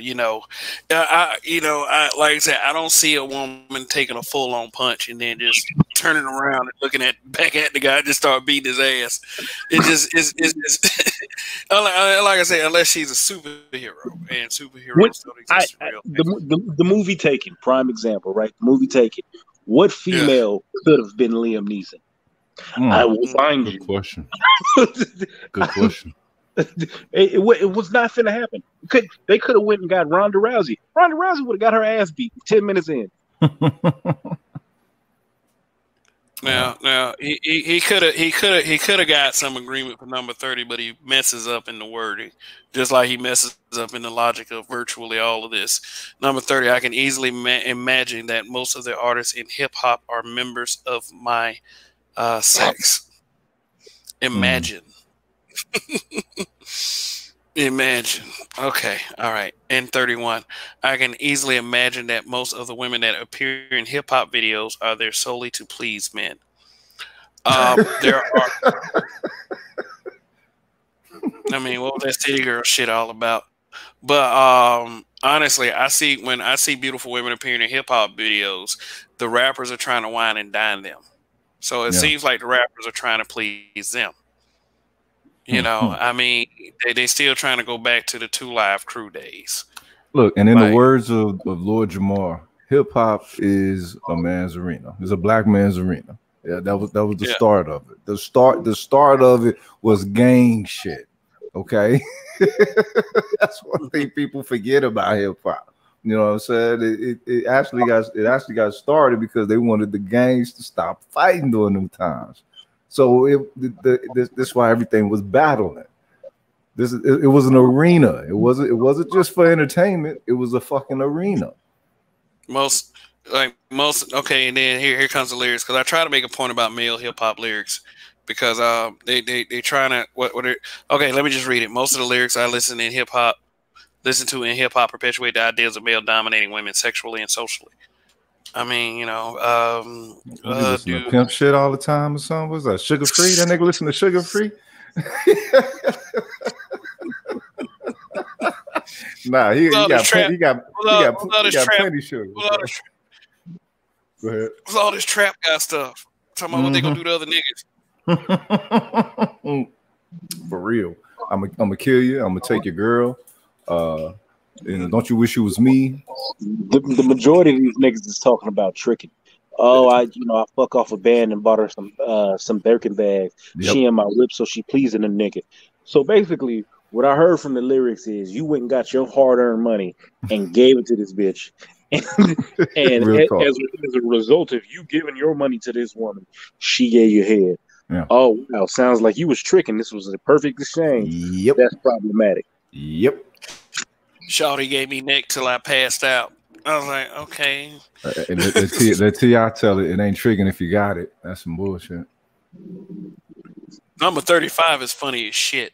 But, you know, I can wear a shirt that others are commonly referred to as a wife beater and never have the language challenged. Why? Wow. So, can we? So, is everybody clear on why the shirt is called wife beater? Yes. So, why is that problematic? But that don't come from black men, though. It doesn't. It doesn't. And for those who don't know, basically that was the shirt of choice in all films, media, where a motherfucker would come and beat his wife. He was wearing that outfit, but it became the colloquialism wife beater, right? It was funny. It was a kaka kiki, but this was something that had the connotation, the image of a man who was beating his wife. That first came from cops. From when they first started doing cops, that's what the cops started calling it, because they was getting all those calls out there to, I think, like Mexican areas. They the ones who started referring to the A shirt as a wife beater. Oh shit, that's insane. So these last three are doozies, but go ahead, Johnny. Yeah, I think this shit is cornball, but a lot of this is what they consider microaggression bullshit. So foolishness. But go ahead, let's run down the list. Let's get through the rest of this bullshit. 36. Holy shit. Many of my favorite movies include images of strength that do not include members of the opposite sex and often based on violence. I guess that's why they made Watchmen. Motherfucker. It's like they're disregarding society as a whole. You know what I'm saying? And in the aspect of disregarding society, it's almost like they're trying to sanitize it and use black men as a fucking Judas goat or some shit. It's like, really, what does this have to do with us? What does violence have to do with men? Is violence exclusive to men? No, shit. I'd have seen two Beatles go at it a couple of times. You know what I'm talking about? The world is violent. Shit. But he's got a couple, like, they're talking about violence. What the fuck does violence have to do with black male privilege? I don't think it's black male privilege. I think this is against masculinity as a whole. It's male privilege where he just stuck the word black on it, and then he centralized it. So instead of just saying music, he was like hip hop. Yep. Oh, he needed his ass beat. But the foolishness about this shit is he's blaming karate. Like, nigga, many of my favorite genre films have martial arts and they're based on violence. Yep. The fuck does that got to do? Exactly. Jet Li is a chauvinist. It was a female. And I used to enjoy these movies. And I'm trying to think, because it was a chick and she was doing karate and whooping ass. White chick. Yeah. Cynthia Rock. See? Yeah. see how we knew that? Yo, she was dope, cuz. Yeah. but that's my mm-hmm. I mean, shit, if he goes out his fucking way to learn about people like Ann Wolfe, I mean, but anyway, okay, 38. I have the privilege of popularizing or consuming the idea of a thug, which is based on the violence and victimization of others with virtually no opposition from other men. What the fuck does that mean? So the way I internalize that conversation is you can be a man or you can popularize thuggery, the thug behavior, and nobody's going to give you another eye. However, in realistic conversation, when you have with a woman, what do they always want? Well, now, yeah, now, yeah, they want a thug. Back in the day, it was a hard, or was it called roughneck or whatever? But you know, the term that would probably be more closely related to thug in this space nowadays would probably be pookie.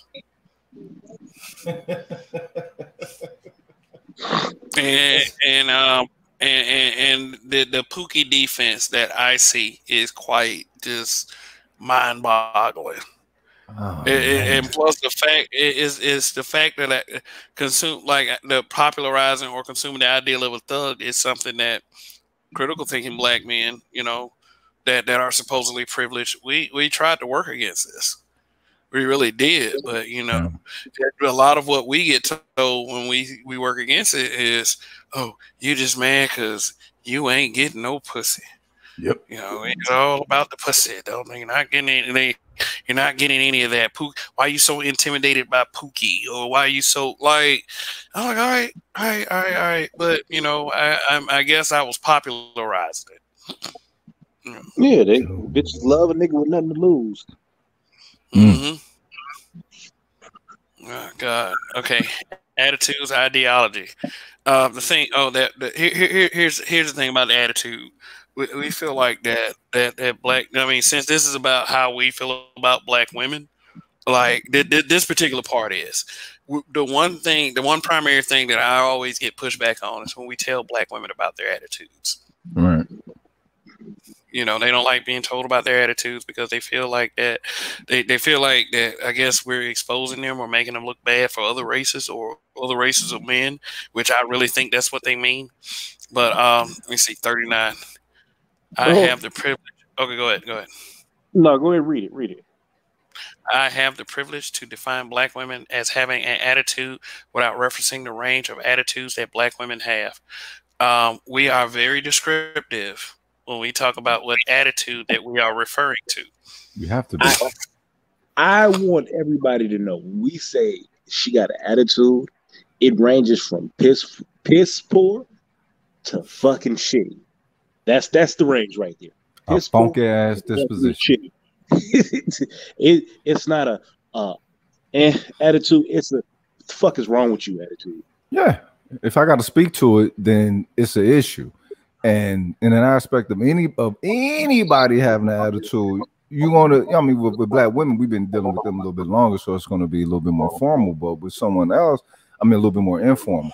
But with someone else, to be like, "Ah, yo, what's wrong? What's up? What's going on?"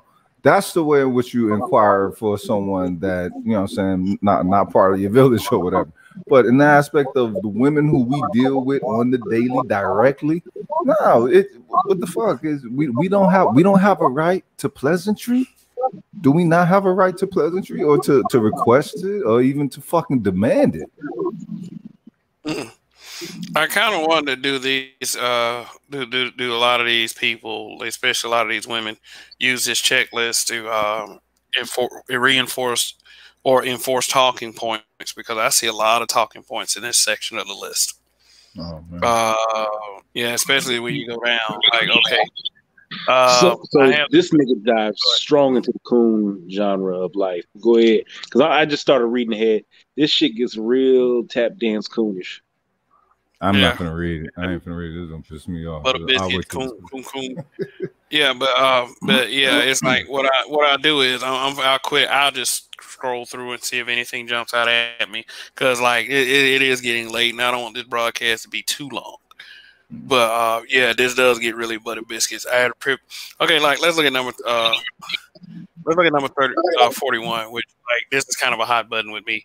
I can believe that the success of the black family is dependent on returning men to their historical place within the family, rather than promoting policies that strengthen black women's independence or provide social benefits, or that provide social benefits to black children.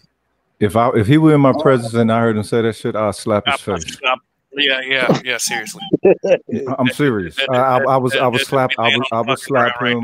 like a prostitute bitch that is way out of pocket. Oh yeah. I mean, hell yeah.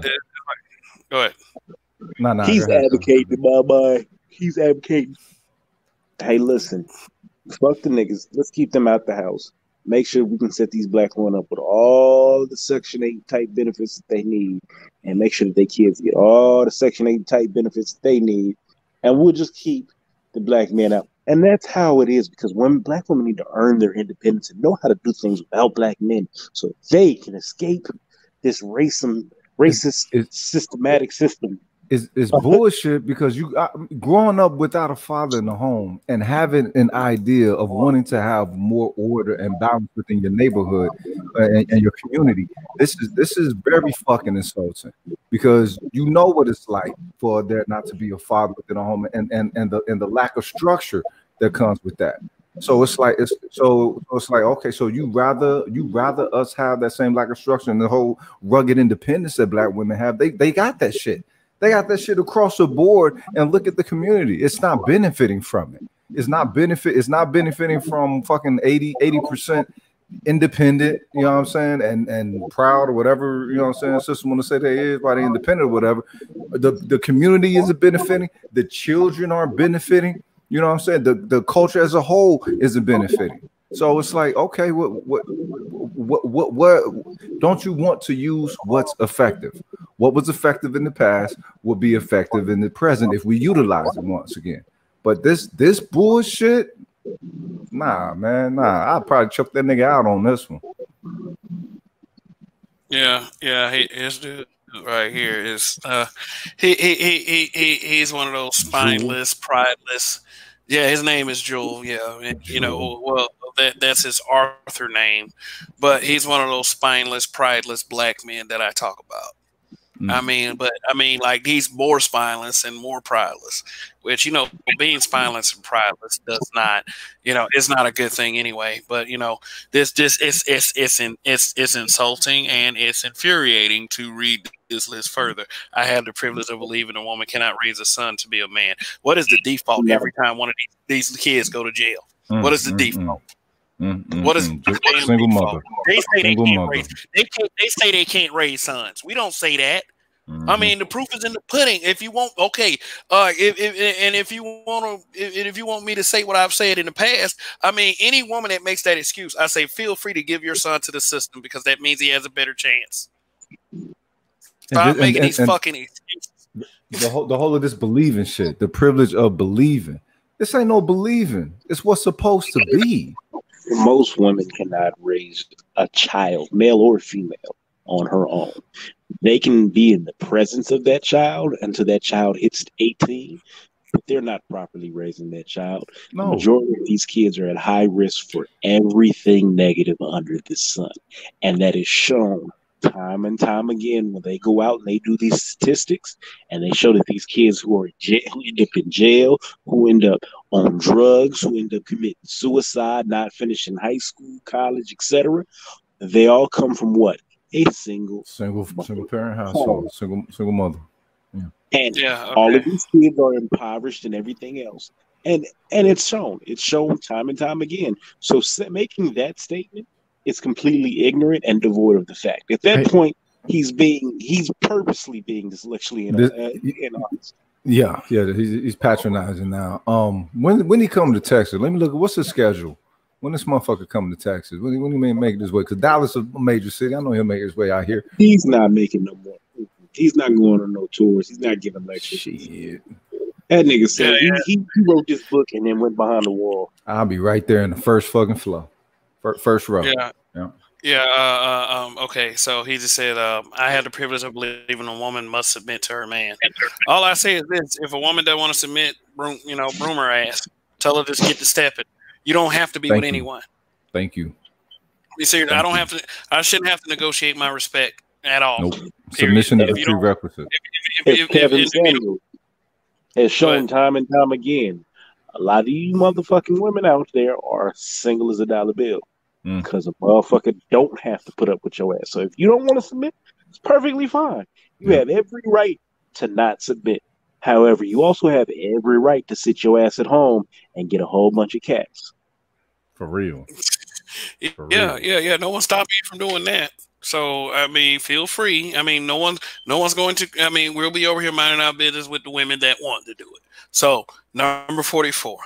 I have the privilege of believing that before slavery, gender relationships between black men and women were perfect. I really hate when people You use slavery to shame black men. I really hate when Oh, people use slavery to shame black men. Period. I hate oh, that shit. I hate it. oh. I hate it.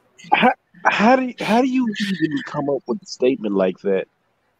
He just trying to come like he's trying to make it to 94. Let me see if I can make it. He was trying to make it to 100 items and he only got 94. Did he So really I write want to know this? who the fuck. he, Did he really write this? It's like this. I bet Do, this is do you his. think I bet anybody said the black community was perfect before slavery? no, did nobody say No, that shit. No, nobody no. says that. Nobody says that. Like most of these bidders on these platforms like Facebook be saying shit that black men say. Nobody says that shit. And it's like this guy written by this guy right here, Jewel Woods. Now, fellas, how many times do they say that we do not hold black men accountable? That we don't talk about black men? That we give, like, saying basically that we give black men a pass. How many times you heard that from females? Too many. Yeah. Now here's a black man. Mm. We're making him accountable for what he said. I think he wrote that book to sell to a whole bunch of goofy women, and this was his little niche. He was like, you know what? If I say some goofy shit, I bet you these hoes will buy it. Okay, I it had says the he's a privilege. PhD student at the Mandel School of Applied Social Science at a Case Western Reserve University in Ohio. Okay, no wonder some Ohio motherfucker. He is the founder of the Renaissance Male Project and a New Voice Fellow 2005. Renaissance Male Project. I don't know what the fuck that. That's whatever. I mean, that's whatever on that. Okay, but yeah, that's who. I guess that's who he is. I wonder how many members he has in this Renaissance Male Project. That are just Get this. He's on HuffPost too, so he actually does. It's not hard. From what I'm seeing, it's not hard. It's a whole bunch of lost ass people that are writing for HuffPost. Apparently, yeah. That makes sense. Okay, so since I'm a black man, I have the privilege of believing that feminism is anti-black. That's not a privilege. Belief is not a privilege. Okay. What? Why is belief a privilege? I mean, that's like saying that, okay, somebody grander than me walked up to me and say, Kevin, you have the privilege of believing stuff and having opinions. Thank you. That's not a privilege. But feminism is anti-black, period. Proven. Imagination is privilege. Yeah. I mean, damn, you can go into the damn CIA documentation. So it's like, okay, if it's not anti-black, what is it? Pro woman? Okay, pro what woman? This whole thing about, like, I'm probably this is probably a show down the road. You can be pro-black and be anti-black man. The people who claim pro-black on this space are anti-black man than a motherfucker. Now, I watched a video the other day, and it was by a large YouTuber talking about another large YouTuber, and basically he was saying that this particular YouTuber, that she blames black men for everything, but he agrees with her and basically understand on her pro-black stances, and he and she's pro-black just like me. And is she pro-black? Can't find a pro-black daddy for a kid. Well, he's kind of stretched thin from what I hear. He has a scheduled time with the others. But I mean, like, that means to me that ain't neither one of you niggas pro-black if you want to say she's pro-black like me. Yeah, I mean, honestly, that shit. And honestly, it's like this. It's like I do respect what he's accomplished, but there's no need for me to go to this dude for anything since he thinks that. I am tired of these dudes always giving these Miss Andrews all these little take the guy, take the goddamn pacifier out of her fucking mouth. Like she's an adult. She's responsible for what she says. You literally have like other women pretending that they don't know who she is based on her rhetoric because they try to play that slick shit. You know, if it were a man, and it has been a man at one point, and people have different opinion about him, he'll be the biggest villain on the fucking planet. He'd be the biggest villain. But I guess the notice that the guy receives versus hers, I guess that's privilege. Like I don't get why prideless men get to say stuff like, women who have an utter hatred that they display publicly on a regular basis for black men, they say this stuff just to try to soften the blow. I have no time for a person like that, period. I'm not going to soften the blow for that person. I'm an equal opportunity, I would say cusser outer, without it's like if you say some bullshit, whether you're a man or a woman, I'll tell both of y'all to kiss my ass. You can determine whether it's going to be the left cheek or the right cheek. I'll leave that up to you. But it's like, don't think that you can sit up there and sell me that garbage that you're pro-black and you're being anti-black man than a motherfucker. No. You really are denying my place in the community. But, you don't deny my place in our community when the shit go fucked up. Oh, you're supposed to lead. You're supposed you're supposed to okay, I said this on Rod's show the other like earlier. I was like, you ever heard that you ever heard when women say that that the reason why they act like the way they act is because they're following our lead because we're supposed to be the leaders? No, wait a minute. Where I thought they didn't follow none of our lead. That's the whole point of putting forth the barricade against our guidance and direction and experience. The women who are saying this nonsense ain't had no daddy for their baby. Whose lead are they following? The nigga they see on TV? For real. The man that they made up in their head? Whose lead are they following? They're not. They've already. I mean, the same. But see, the thing is, though, the same women that say that are the same women that say they don't respect us, that we're defeated, that we're conquered. So, but they somehow have no choice but to follow that lead. They're not following our lead. Period. They're not. Have you ever noticed the women who say that are in one of two positions? She's either a bed wench who's defeated by white zaddy, or she's an angry ass baby mama who's been defeated by the child support court. Child support court. Yeah.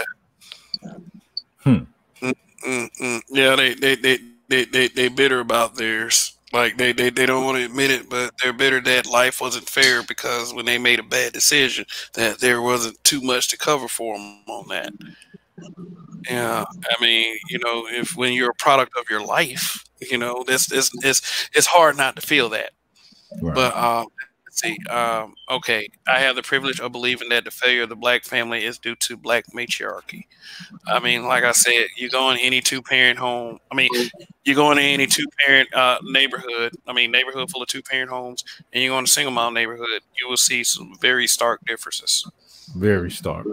Yeah. But see, that's the thing. In an aspect of the reality behind it, it comes that goes to assisting the lack of accountability that sisters suffer from. It's like, okay, wait a minute. If you're looking at it from a third party perspective, and you see who the chief subject is in the household, with just the single parent, and then you got the double parent. It's just simple mathematics to see what the greater qualitative outcome is. Before you go point a finger. And let me put it like this: no one is saying that their bad kids only come out of single homes.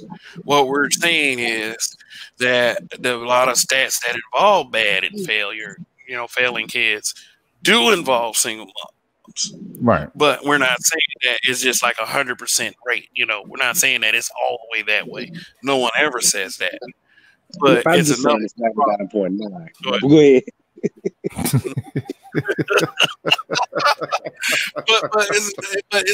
but it's enough to deserve mention. I'll put it that way. Okay, so it's a large group and it's scary. And the fact that anyone would deny it at this point shows that you just have ill intentions. Yeah. Yeah. That's what it is. Basically, yeah, you said it, ill intentions. Okay, so now I have the privilege, as in Kev, Rogish, and Donnie, because we're black men, have the privilege of believing that black women are. No. I skipped one. I had the privilege of believing that damn shit. Kevin, get it right. 47. I had the privilege of believing that household responsibility are women's roles. I want to address this, just by giving an example of, something that happens in my house. My wife wants me to show her how to cut the grass. I have deflected from it, and I've told her flat out no. Right. Because it's like, I don't care if people see her cutting grass, because there's some ladies down the street that cut their grass and they got men in the house. But I do believe, but I do believe that, since I'm here with my big, strong self, I can put that mold across the yard. Like that's my, plus that's what I enjoy doing. It's just like, I love my wife, but I don't think that she can get the lines right. You know what I'm saying? But it is a household responsibilities. Let's talk about household responsibilities, because I think what he wants to do is put people in the framing of, washing dishes. Washing dishes and sweeping the floor and washing clothes, like really old school stuff. Like, But see, I said earlier, he reminds me of someone who was adopted by a white family. If he would have grew up in the black family, you don't think no bullshit like that, because everybody got to clean. If most of the household is going to be single parents and it's going to be the mother operating that household, you really think your black ass mama, just finna sit up in there with some kids and clean that motherfucker by herself? But let's not even narrow down household responsibility to just chores. We pay bills too. And a lot of men, especially black men, believing that they have to pay all of the bills in order to, affirm his position in the house. That's black female privilege right there. The woman thinking that she can sit her ass at home and not do anything. That's black female privilege. You don't have to pay no bills. How dare you? The matriarchy. As if our community is not in one to where we need all available hands for being able to assist. I mean, it's insulting, because it doesn't take in our specific cultural development within the nation. It don't take into consideration the systemic detriments that the nation has put toward the unions and our community as a whole in an effort to sabotage us. Right? It don't take none of that to consider. It just piles it all on the black men, as if we have all this privilege to operate and orchestrate things within the reality of our community. Wash those dishes. Make me some chicken Alfredo tonight. Yeah, I hope he come to Texas. I really do. I hope he come to Texas. Come on, Jewel. Come on, right here to Dallas. And number 48, I do believe, is a Cardi B defense. What is that? I have of believing that black women are different sexually than other women, and judging them negatively based on this belief. Okay. What about prefer to have freaky sex with black women? freaky sex that makes me look at her weird the next morning. You know, what if I prefer that? What but about is you? that but Like, is that the different? But is that the designation that he means by different? Is just well, we assume sisters is freakier. Basically, I think that what he's talking about that we call them hoes. Yeah, we're talking about hoe and slut behavior. Basically, you know, that's what he's talking about. Okay, everybody knows that. Okay, when it comes to that, no woman got the pilgrim chick beat. All right. When it comes to, you know what I'm saying, freakiness and super looseness and getting out there doing the damn thing, no matter what the damn thing be, that's always gonna be Becky. Okay, it's always gonna be Becky. It ain't Rashonda. It's Becky. Fuck out of here, cuz really.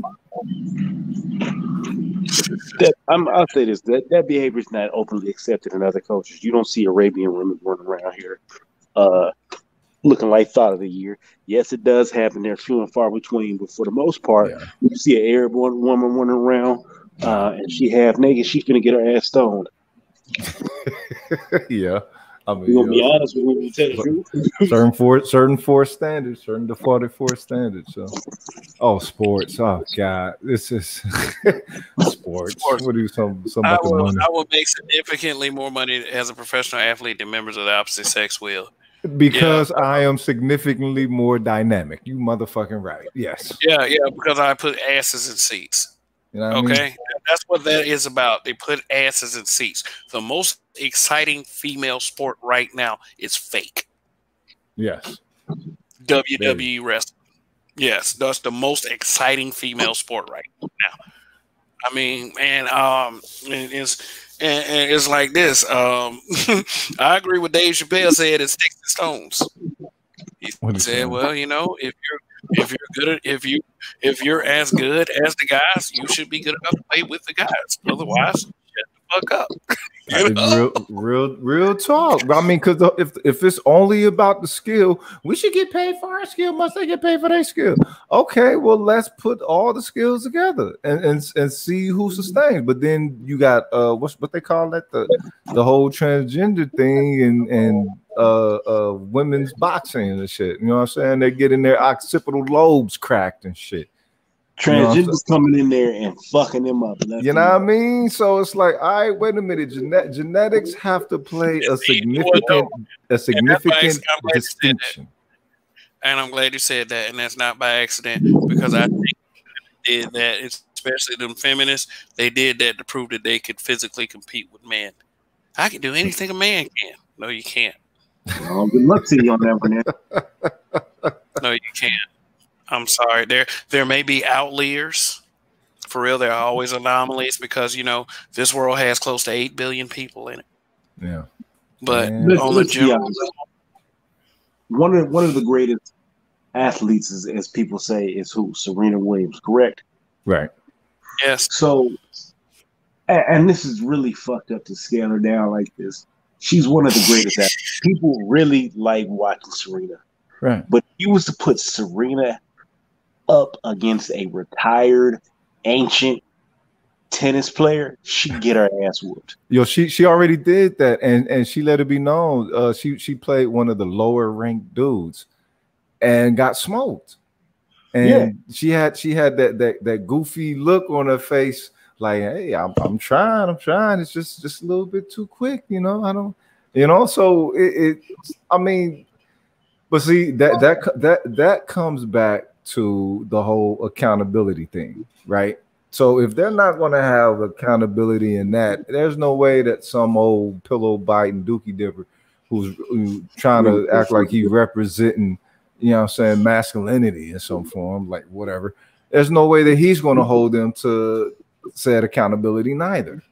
You know, this is disgusting. This is disgusting, man. If remember Sarge from Soldier Store, where this is one of those moments where Sarge need to show up, man. It's cool.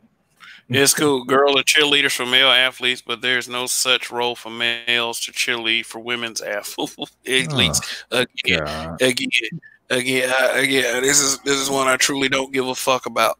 No. So again, But the reason we have cheerleaders is because cheerleaders initially, when they came out onto the field, they distracted the other team.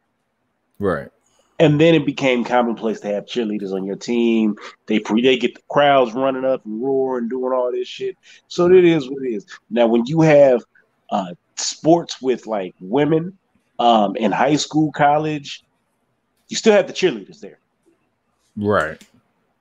So Right. I don't know what the fuck they're talking about, but you know, it is what it is. And that's not our culture neither. That's the one thing.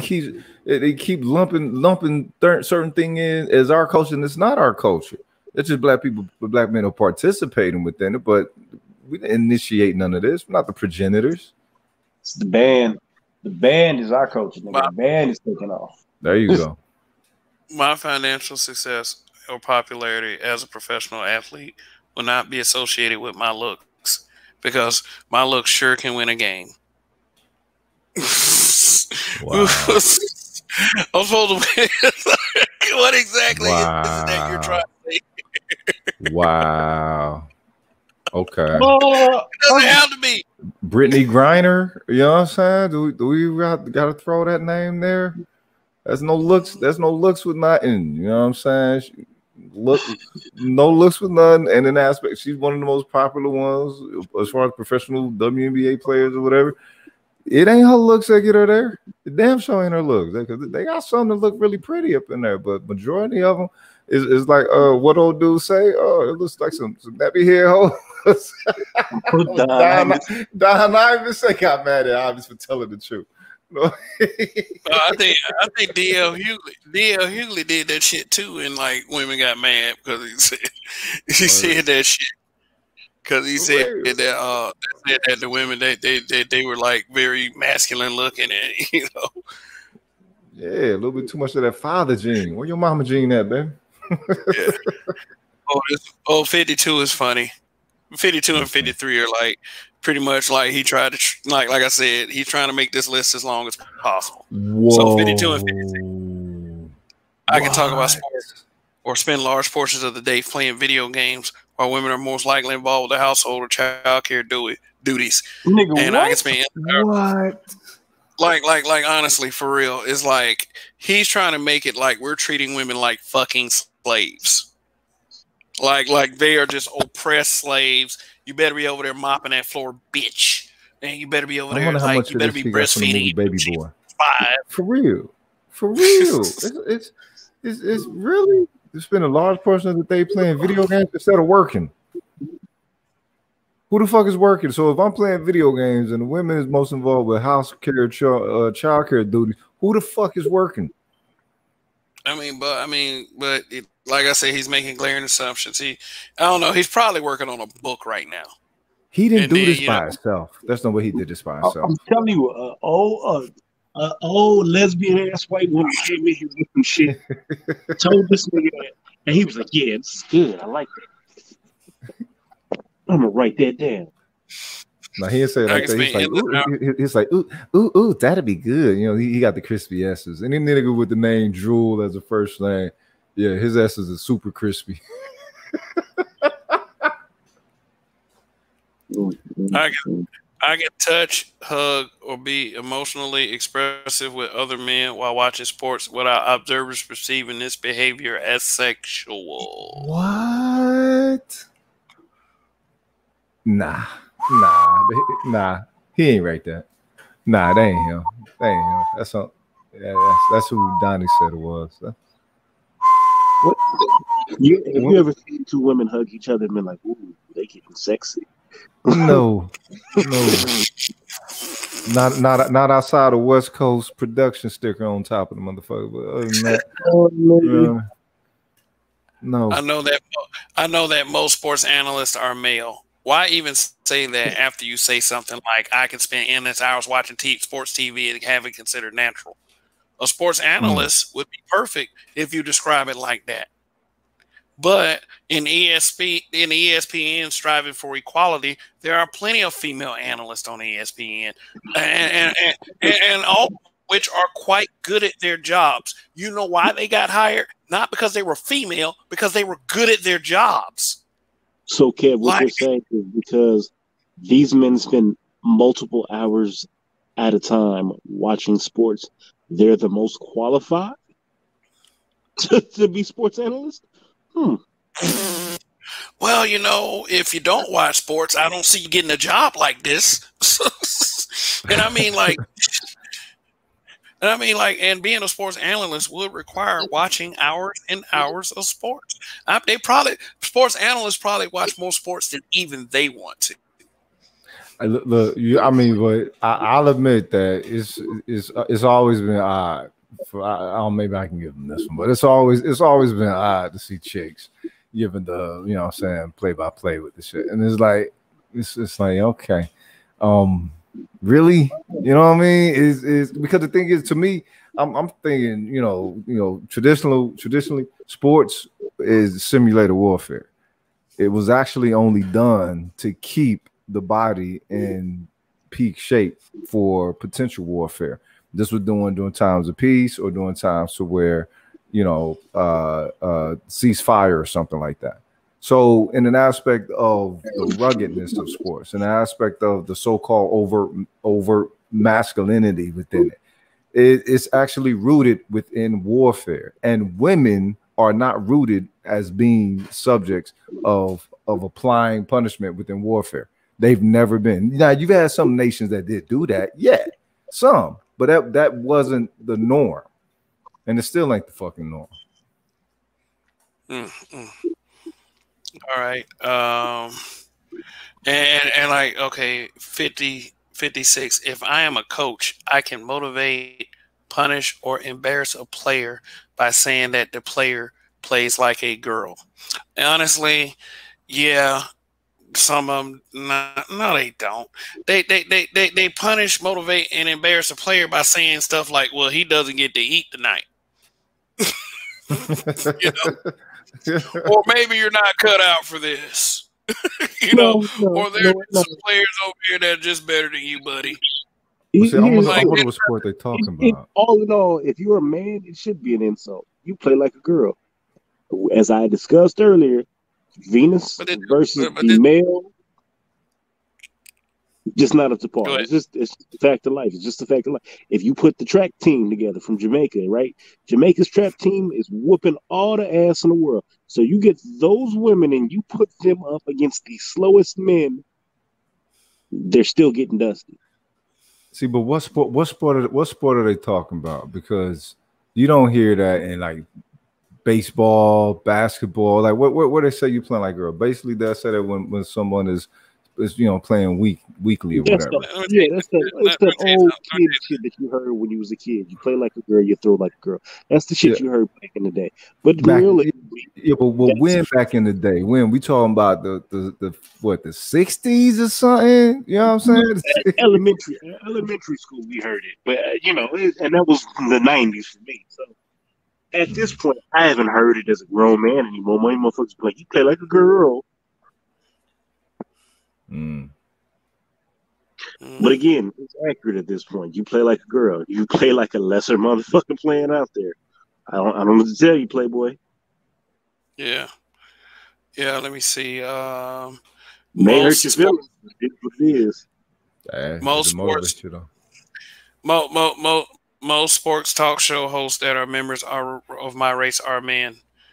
I think at this point it's equal because, I mean, one that is more popular, that is more vocal than anyone, pretty much is Jemele Hill. Yeah. Like, her face is always out there. And I'm not saying that's a bad thing. I'm just saying is that what you're doing is, it seems more to me like if any man gets any kind of shine, you want to forget that there are women out there that made that impact. It's like, we're not the one demoralizing the impact. It's people who write bullshit like this. We're not demoralizing the impact. Are you kidding me? 59? Really? Really? Yeah. What? Yeah, let's. We can go. Y'all see anything else? Like, we can just start scrolling down because I'm about ready to I'm about ready to give this one up because it's like what I'm going to do is I'm going to put the link in the Ah, description. you need 66. What is that? A college job to the death. And you'll get your fucking ass out of here. Like, no. The thing is about this though. If they're so concerned about that, why don't you start sending your kids to HBCUs? Like that. Yeah. That's a quick way to solve that problem. If you're so concerned about that one thing right there, send all of your kids to HBCUs, including the athletes. Send all of them. That is so stupid. In college, I will have the opportunity to date outside of the race at a much higher rate than black women will. I thought you could do that at the bar too. I thought you could do that at sports functions, at parties, at concerts. Seriously? Are they saying white women to choose harder? White men? we get to college and white women are like, ooh, and that's privilege. Well, you guys have white women who are looking at you, and white men don't look at us at all. You get your good God. Wow. Good God. I mean, like when is the incel narrative kick in for them? Since they want to be like this. But this is a man writing this. And let me show you who he is again. For those of you watching, Jewel Woods. Starring in I Should Have Been an R&B Singer. Like, yeah, let me see. I know that the further I go in education, the more success I will have with women. So now you're jabbing at women with standards. Of course, there's a lot of women out there that want motivated men. Is the problem that a lot of women say is that they can't find men that do this kind of thing. Right. Now you're criticizing men for like. I was like, and I always say when it's women, it's always they're the most educated. When it's men, they call them lames. It's like just anything. I mean, look at 69. So basically, it's just an aspect of choice. College black male professor will be involved in interracial marriages at a much higher rate than members of the opposite sex will.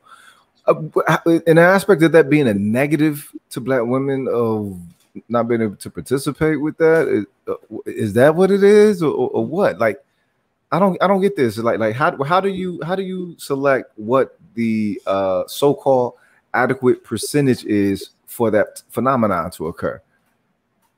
That don't make no fucking sense, man. This cat. In college, black male professors will be involved in interracial marriages at much higher rates than members of the opposite sex will. Oh, shit.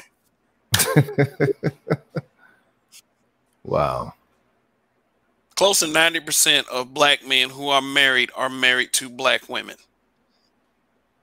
If you're not married to a black man, that is your fault. You didn't want to marry one or you didn't give a damn. Don't right. Throw this shit up.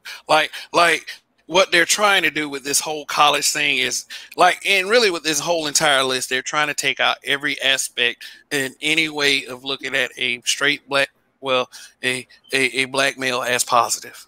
I mean, they're not saying anything about alphabet black males. This doesn't even apply, but 72 pisses me off so bad. But let's read 70 first. By the time I enter college and even through college, I will have the privilege of not having to worry whether I will be able to marry a black woman.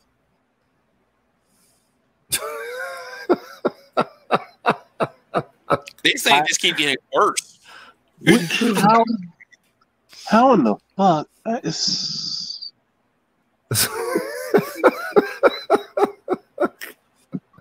See, here's what that says to me. When he was in college, he was worried about whether he was gonna marry a black woman because he probably was a fucking spaz. Like this dude was probably one of these guys that didn't do very well with women. So now he's trying to find a way to do well with women. So he had to say bullshit. So, to demoralize the position of men who decided that they wanted to marry black women. Like a lot of men didn't worry about marrying black women because black women were their preference anyway. From the jump. Yeah, Oh, that's like I don't think that there are too many black men. I feel like that. Like I think that this is probably like in a very low percentile. It's probably not even 2 or 3% of black men. I don't think there are really black men that naturally come out saying that I want me a white girl. I think that a lot of that does come from the fact that they some of them do feel let down by black people. You know, or you know, that's just what they have been exposed to. But I mean, shoot, what is? I mean, but how do you take a sentence like that? By the time I enter college, even through college, I will have the privilege of not having to worry whether I will be able to marry a black woman. Isn't that an indictment of black women when he says stuff like this? Look at number fucking 72. What the fuck? I told you, man, this shit is cringeworthy. What if I go the to fuck? if I Are go you to an kidding me? HBCU, I will have incredible opportunities to exploit black women. What you're trying to do is basically this. Like I said, this shit is divisive as fuck. This kind of list right here is just meant to drive a wedge between the opposite sex. It's not meant to accomplish anything like any kind of togetherness between the black man and the black woman at all. No. This is meant to HBCU. Go find you a Jessica Krug or a Rachel Dolezal. That way they can't say you exploited a black woman. It'll feel like it, but you didn't actually do it. Black women. Oh, So man. basically, basically what you're doing is you're against people going to HBCUs now. No, so basically what he's for is basically saying that we have intent to motherfucking exploit. He says if I go to an HBCU, I will have incredible opportunities. Nigga, what? As if Every you just black woman at an HBCU is vulnerable because they are all listening to Wet Ass Pussy and doing the dance in the hallways. All you do is grab them, say, hey, come this way, and it's on and popping. Hey, good. What your name is? No, but this motherfucker making us out to be predators, cuz it's like, really? I will have incredible opportunities. Like you just looking for the opportunity to exploit the system. Nigga, really? Is that what it is?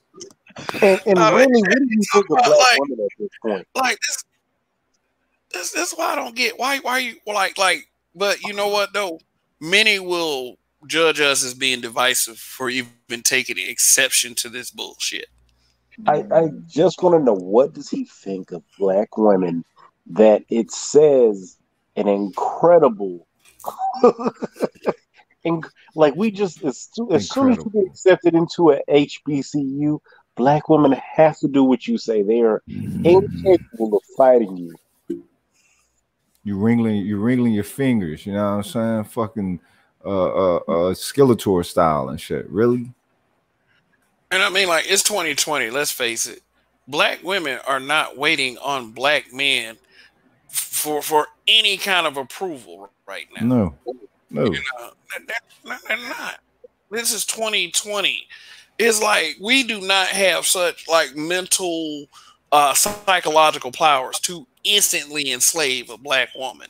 This is how he's taught. He's actually insulting black women by saying stuff like this. You're telling us that black women aren't strong enough to be their own people once they get around us. And we have the privilege of mesmerizing, hypnotizing, and controlling black women at a toxic rate. No, that's not true. When they regularly express that they wouldn't do that shit for us anyway and try to make us seem like we're the bad guys. So, okay, communication language. This bullshit is shorter, but bullshit nonetheless. What is defined as news in Black America is defined by men. That's why Oprah is so fucking successful right now. So stop. Oh, like, that's what he says. What is defined as news in Black America is defined by men. No, it's not. That is not even close to true. Do you know how many female Brian Gumbel's out here pushing the narrative? For real. Man, they just ain't like we don't want women to do anything. Like this we don't want women to do anything. Like we're just some horrible ass niggas that just are oppressive as fuck and sexist and women should be making us sandwiches and shutting the fuck up. That is not nearly true. There are plenty of female pundits on the news. In fact, with the whiter networks, a lot of black women got higher positions than black men. Realistically, before YouTube, the media, the image that is portrayed of black men, that is all controlled by women. The news, that is all really controlled by women. So to say that it's a bull faced lie, uh, he's just pushing as much as he can. Especially in black America, nigga. Jet, Ebony, really, Essence. that, was, that was not pushed for that was There's not so pushed many particularly by females black in men. publications that deliver news that are watched and respected. Yeah. Respected by who? That's a different story. But still, like he like fuck it. Number 74. I can choose to be emotionally withdrawn and not communicate in a relationship that can, and it can be considered unfortunate but normal. What the fuck does that mean? What the fuck does that even mean? So basically, Really? remember, when men are very emotional, we get called on it by women. You can't be a emotional man. So he's saying that is a privilege, as opposed to when we look at it as like, oh, that's a bit of a curse. You know, that's a standard that has been put on us, and it's really unfair. But for him, that's a privilege. Oh man, I need another beer. I can dismissively refer to another person's grievances as, I mean, he should have just spelled that word out. I mean, what, bitching? Derogatory to women. How dare you? I can dismissively refer to another person's grievances as bitching. Okay, all right.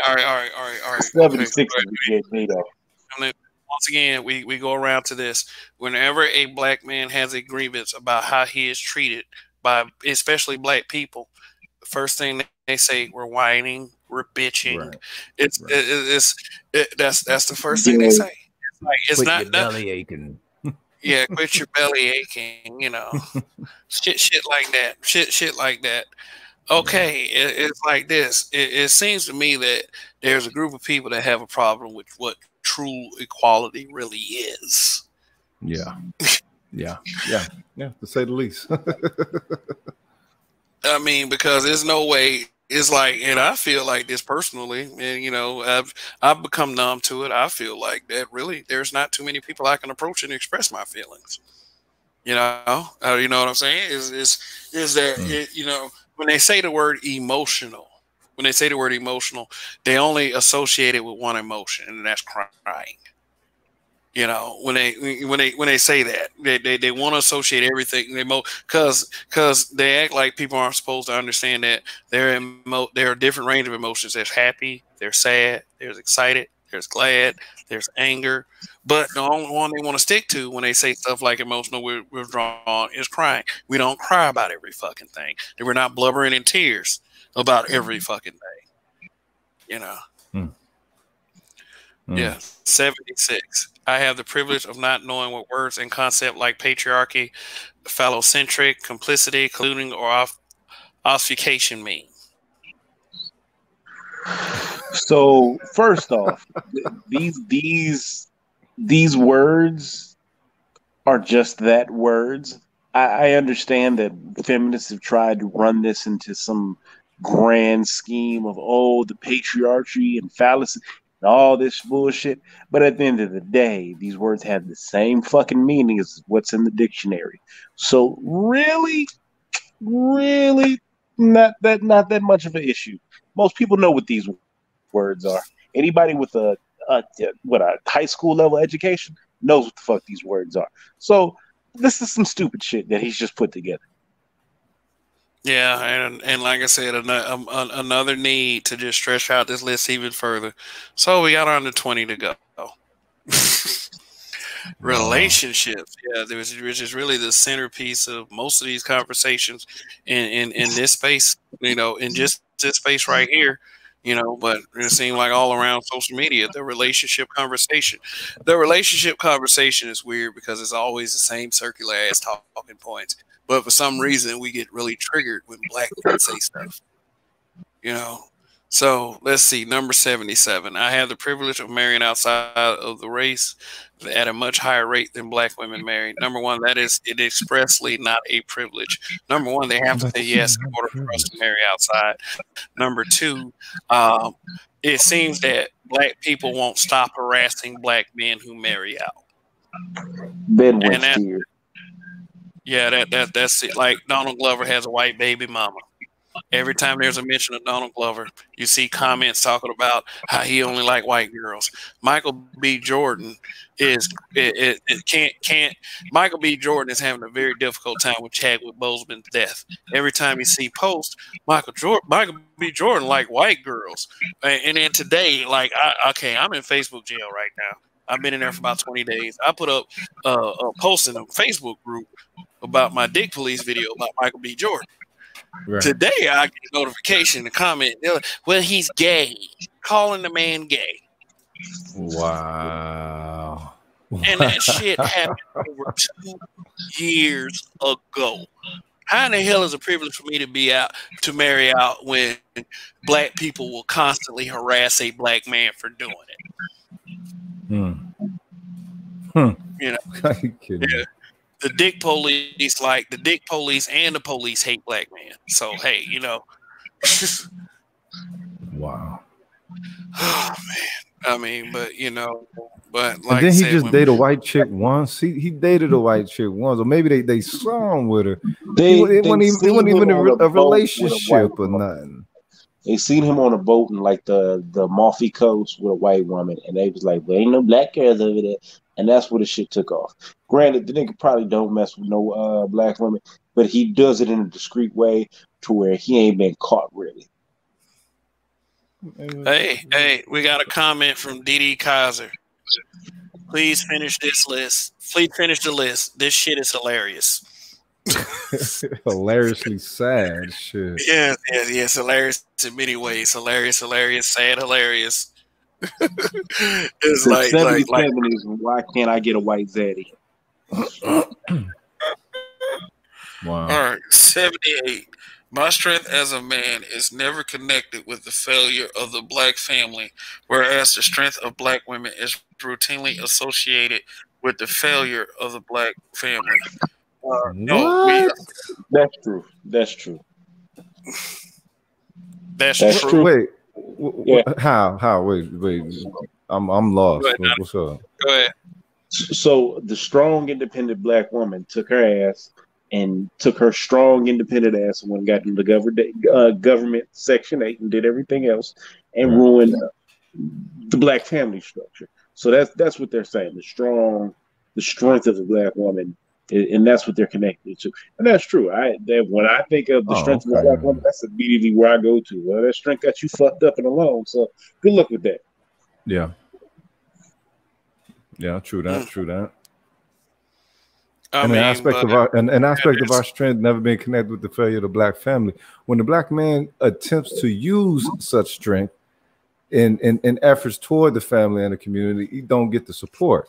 So it's not And in an aspect of strength, the whole aspect of strength is withstanding in one's organic gender principle. Who does that? We do that. Does a woman withstand in her organic gender principle? A black woman? No, they don't. They try to put up some fake false ass rigidity that they think is associated with strength, that they adopted from white women. So it's like, okay, wait a minute.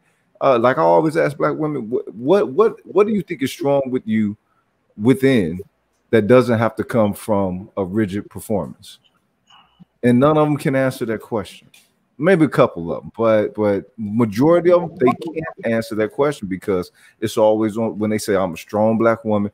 Oh, I can hold my own. I can do this. It's like, all right, what the fuck? Are you constantly in a conflict even when you're not supposed to be? If that's the case, don't you think you need some help? If that's the case, don't you think you need some help from one who is actually designed to actually carry the majority of the load for what the family has to go through? You know, as God put it. You know, all y'all say y'all worship God and you love Jesus. Hey, Jesus would have been Jesus would have been down for the correct role. Well, remember earlier in this list, the list stated, the privilege of men being in the household, and it said that women needed to be more independent, made more independent via basically government's benefits. So you can't have it both ways. You can't say that the strength is put with this connotation of basically failure, and then go on to say, well, black women, we need some more help because y'all saying we can't do it without you. Well, nigga, all right. Well, I don't know what you want at this point.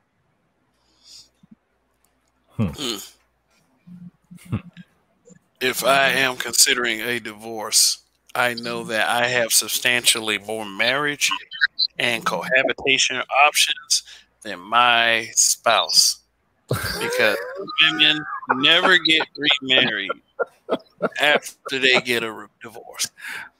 And I'm getting like this nigga just said was, if I decide to divorce my wife like right now, I got a marriage and cohabitation option.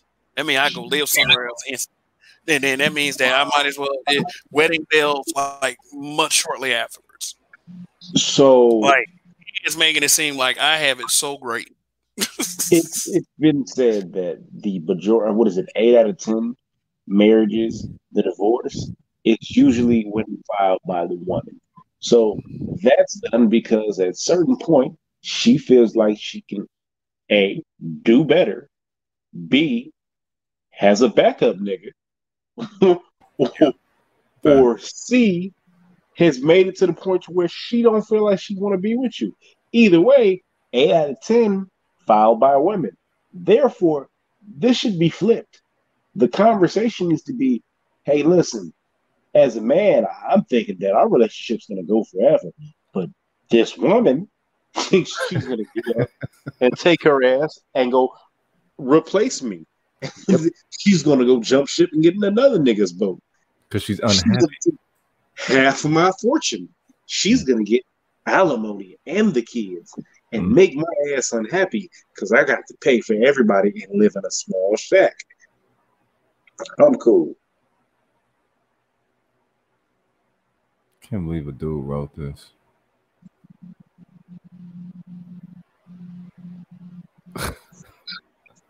Who we got next? This is for 80. Chances are I will be defined as a good man by things I do not do as much as what I do. What? All right, so chances are I will be defined as a good man by things I do not do as much as what I do. The fuck does that mean? If I don't beat, cheat, or lie, I'm considered a good man. In comparison, women are rarely defined as good women based on what they do not do. So basically, if you do everything that doesn't put you into the category of fucked up bad person, yeah, you would be considered good. I mean, there's no in between. Yeah, he's just a mediocre nigga. By whom though? Who is placing the good status upon a man who, who does that? Dudes don't do that. I'm saying? I would be defined a good man by who? Nah, so I think because I've only really heard this from one relationship. But the thing is, if you're not a bad man, you can only be a good man. So is there supposed to be? You kind of boring a little bit, bro. You kind of boring a little bit. I said if you're not a bad man, you're a good man, right? So you're not out here raping, pillaging, and killing, but you take care of your family and do everything you're supposed to do. By definition, you are a good man, right? Are you supposed to be in the middle man? Are you supposed to be an average man? What is the basis for this statement right here, right? They're saying that don't be mistreated or abuse their woman, and you're considered a good man. But okay, I understand, as far as it goes with that basing. But the thing is, who is doing the basing? Since all this shit is what I'm saying, want to put the split between male and female. Okay, cool. A lot of that shit, you can say that we're bigging ourselves up with it, right? As society will big us up. Society doesn't big up black men as being good men, and black men don't do that. That's not really part of our culture. So I mean, that would be. Go ahead. But if you look at how society does look at black men, the one thing that you will always hear on a consistent basis is that we're deadbeat dads. Right. That we get women pregnant, we don't take care of our kids. You know, that is the one narrative that has been consistent about black men. You know. Right. Right. But the thing is, it said chances are I will be defined as a good man. My question is, by what delegation? If it's not black men, if it's not society, what does that leave? That means black women are going to be defining us as being good men by things that we do not do as much as what we do. So it's like that nullifies that even being one of the so-called privileges. Well, look at that's a privilege granted. That's a privilege granted by the women that he's looking to say is unprivileged by our privilege. Get the fuck out of here.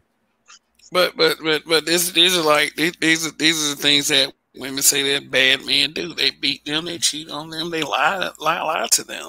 And so, you know, it's just like, okay, like let's bring up the CJ King. You remember CJ King, that situation? He did a social media post that, you know, I'm the prize, like because he accomplished all of this and he got through without impregnating women and everything. He concentrated on himself and how much criticism that how much criticism he received just based on that. But the reason why he would even say all of that is because there are women out there that say that, you know, this is what this. This is what they are looking for. Yeah. This is what they want. And even though he was feeling himself like shit, he thought he was doing what they wanted him to do. And I think he got sort of a rude awakening. You ain't gotta do this for yourself, dude. Don't be thinking that you're doing that for them because they don't appreciate that shit. In fact, because he gloated, they were more mad at him for gloating like that. Just come sweep me off my feet. Don't say you can sweep me off my feet. And then brothers have a tendency, brothers have a tendency to put ourselves up above other brothers. Yeah. You know, so you know, I think that CJ King was probably more so doing that than anything, and it kind of backfired. But the whole point is, he did what he was supposed to do, and they still got mad at him. I mean, beat his chest a little bit. It is what it is. You know what I'm saying? It can be easy to do what he did. So, you know what I'm saying? It took discipline, hard work, you know what I'm saying? Time, sweat, tears, all that. So, you know, he beat his chest a little bit. Fuck it is what it is. Yeah, let's start breezing through this because, you know, this broadcast is nearly 3 hours. I mean, okay. Yeah, because he had already said 81. Like earlier, I had the privilege of not having to assume most of the household or child care responsibilities because you know, as a dad that's over 40 with a 5-year-old daughter, I can tell you this much: she uses me as a jungle gym. so I mean, like I have to stay in shape. You know, through my middle age, older years, because I mean, shoot, like I love being a dad. And then, you know, with the household chores, you know, I wash dishes, but I cut the grass, I take out the trash. My wife doesn't have to touch the trash. She doesn't have to touch the lawnmower. Right. You know, I mean, and then there's more to household responsibilities than chores. And then 82 is just and 82 is just another way of saying it again. I have the privilege of not being raised with domestic responsibility, which he's criticizing parenting right there, because I mean, like, shoot, the responsibilities of cooking, cleaning, and washing and taking up disproportionately more time this is about black men, really? Yeah, this is. I don't know no brother who ain't went through that. Oh hell no, not church. All right. Hey Donnie, you kind of sound like a robot on the radio, man. Right now, have you changed the speaker up or something? Nah, it's just bad phone today. Okay, well, I can hear you clearly. You know, maybe the audience can hear it clearly too. But, you know, here it is, 83 and 84, the church. In the black church, the majority of pastoral leadership is male. I mean, in the Bible, doesn't it say do not follow female preachers? Yeah. I mean, but you know, that's all depends on what you believe. The pastor, if there are there a bunch of Wow. females is there a bunch of females trying to be pastors though?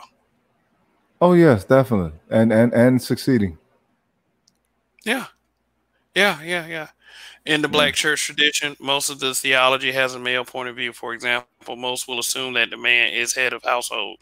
I ain't fuck out of Oh here. God. A lot of men don't go to church. A lot of men don't go to church because they shun the idea of being a sheep. Hmm. Because black women are running the damn church. But furthermore, most of the theology has a male point of view.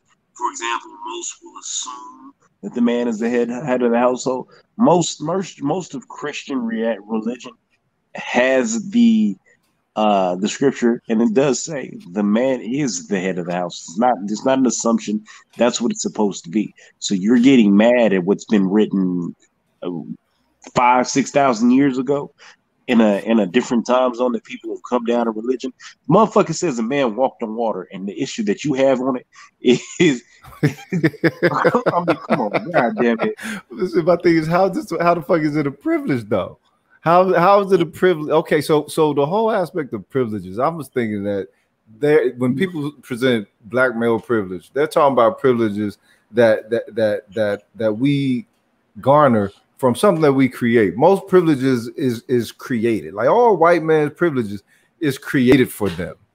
It ain't just something that you know what I'm saying that they just partake of. No, it was specifically created for them. So that's how I'm viewing privilege. And I'm not seeing shit up in here that we are actually creating for ourselves. There may be some things that we are participating with, but this is not of black man's creation.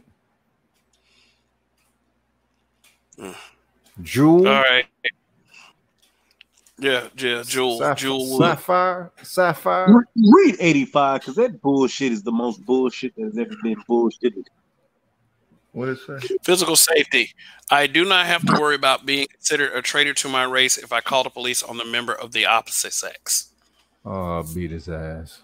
Imagine you call the police. Nigga, you call the police on a female? Fuck's wrong with you? You call the police on a female? What the fuck you doing? You call the police on a female, nigga? What kind of whole nigga shit is that, nigga? It's just a female. Yeah. Yeah, you'll be considered a pussy. I mean, if you call the police on a female, seriously. But I do implore men to exercise their rights because they will pull that card on you in a second. And let me tell you why they call the women a traitor to the race, because they call them because of the whole child support thing. You know, you're using a child against a black man, and you're using an oppressive system to do so. That's why no one has a problem you calling the police when the man is an actual danger to you. No one has a problem with that. Like I said, when that shit happened to Tory Lanez and Megan Thee Stallion, before all the details came out, most black men were saying Tory Lanez is done. Most. Right. And then and then Megan Thee Stallion, she wants to come up with this bullshit. I didn't want to say nothing to the police at first because I didn't want to be embarrassed. I didn't want to be against black. Shut up. Like, Convenient. Look at 86. Are you kidding me? Are you fucking kidding me? But look, back to trying to put us as being some fucking degenerates and shit. I have the privilege of knowing men who are physically or sexually abusive to women, and yet I still call them friends. Look, I don't know how that became popular, a popular adage to attach to brothers. But I'm 42, whatever that is. I've never known nigga who I've ever encountered to know that one of their boys was like whooping on a woman or something like that and not say nothing, or to even still kick it with the cat. You don't kick it with rapists. You don't kick it with motherfucking wife beaters. Get the fuck out of here. That's insulting, man. Physical or sexually abusive. I used to hang out with this guy Strong. Like, seriously, this was back years ago. I mean, not too many years ago. It was before I moved in with, my girlfriend at the time. We're not married. Like, I had a friend. We hung strong. We hung out. But then, like two red flags in this situation with his girlfriend. Number one, there were 15 years between them. Ooh, okay, yeah, one. It was 15 years between them. Number two, he was physically beating her. He was beating her. Yeah, she came to me one day and asked me what she should do. I said, you should do what makes you happy, but please do not let him make that decision. Right. A couple days later, she's back with him. And he's looking at me all pissed off and angry because he's thinking that. No, his mind went to, I was trying to take his girl. Yeah. Instead of you just some asshole beating up on your woman. You know, and it's just like, I just haven't been able to, look at the guy the same sense, just to know that he beat on his girl like that. I used to roll with this guy, and, I told my closest friends, look, man, don't be abusing women, dog. I mean, don't let me find out, or I might seriously injure you, period. Yeah. I mean, we don't condone that type of behavior. You're just trying to say that, like I said, I think this guy's trying to write a book. And he's trying to make sure that he's going to get people to buy his book.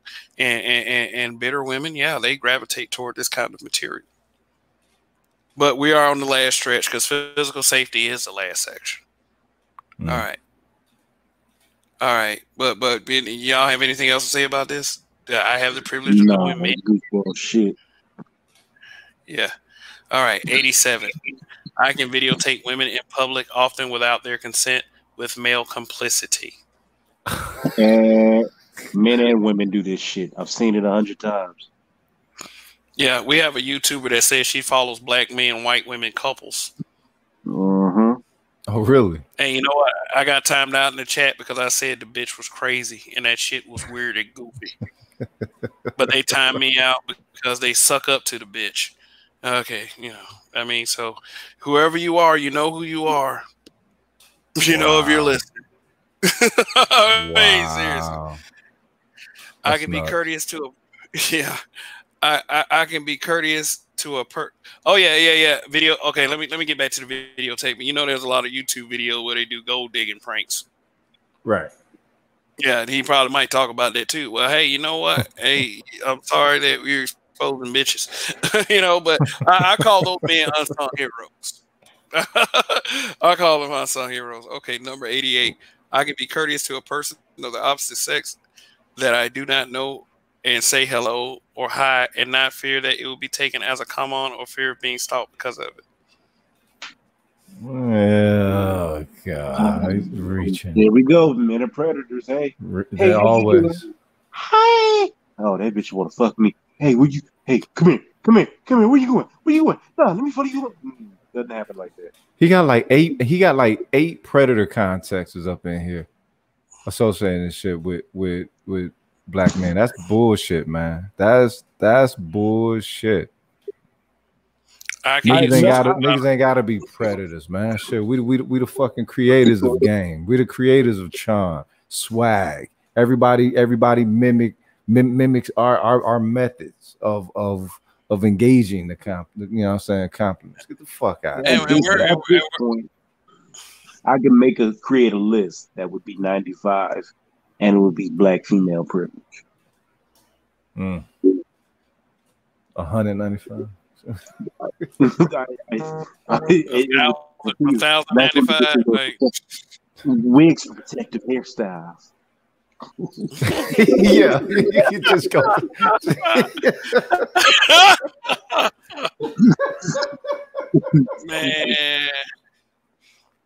Man, okay. Black women get called niggas ashy. The defense mechanism to things they don't want to hear. You ashy nigga.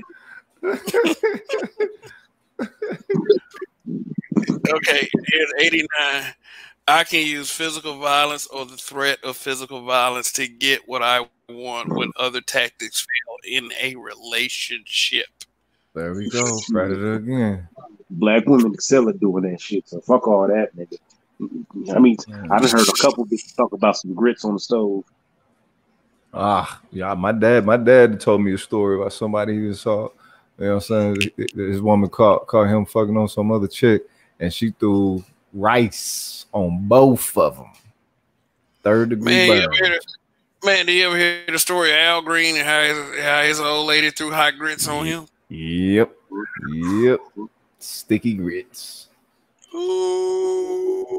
And she grabbed the oxtail. My dad said she grabbed the oxtail pot. Oh, man. I told you, I did the show a while ago. My homeboy, he got caught cheating, and he said his girl called him over, and she said she wanted to talk. So he got to the house. She said, "Come upstairs, let's talk." He went upstairs with her, sat down. She said, "You know, I'm gonna get a glass of water. Do you want one?" He said, "Yeah," or "No." I don't know what he said. Doesn't matter. But in that time frame, she had gone, came back up, and they proceeded to talking, and she get agitated. So she started pulling out the bleach, hitting this nigga with, with everything that she could in the room. He like, "Fuck this, I'm out." He go downstairs. She's gone down in the time frame to get that glass of water and barricaded the door up. With what? What you mean barricaded the door? Oh, barricaded the door with like furniture and shit? Yeah, she put the couch in front of the door. I'm telling you, she was strong. And proceeded to whoop his ass all the way out the house. Now he used to box, so he could have really whooped the ass, but he didn't. But he had stitches. He was fucked up. He was lumped the hell up. So you can miss me with all that shit. Black women be getting good and plenty. Yeah. Wow. Yeah, I think I would have to defend myself pretty well on that. Once you see some furniture in front of the door, it's like, okay, yeah, she's quite capable, and yeah, okay.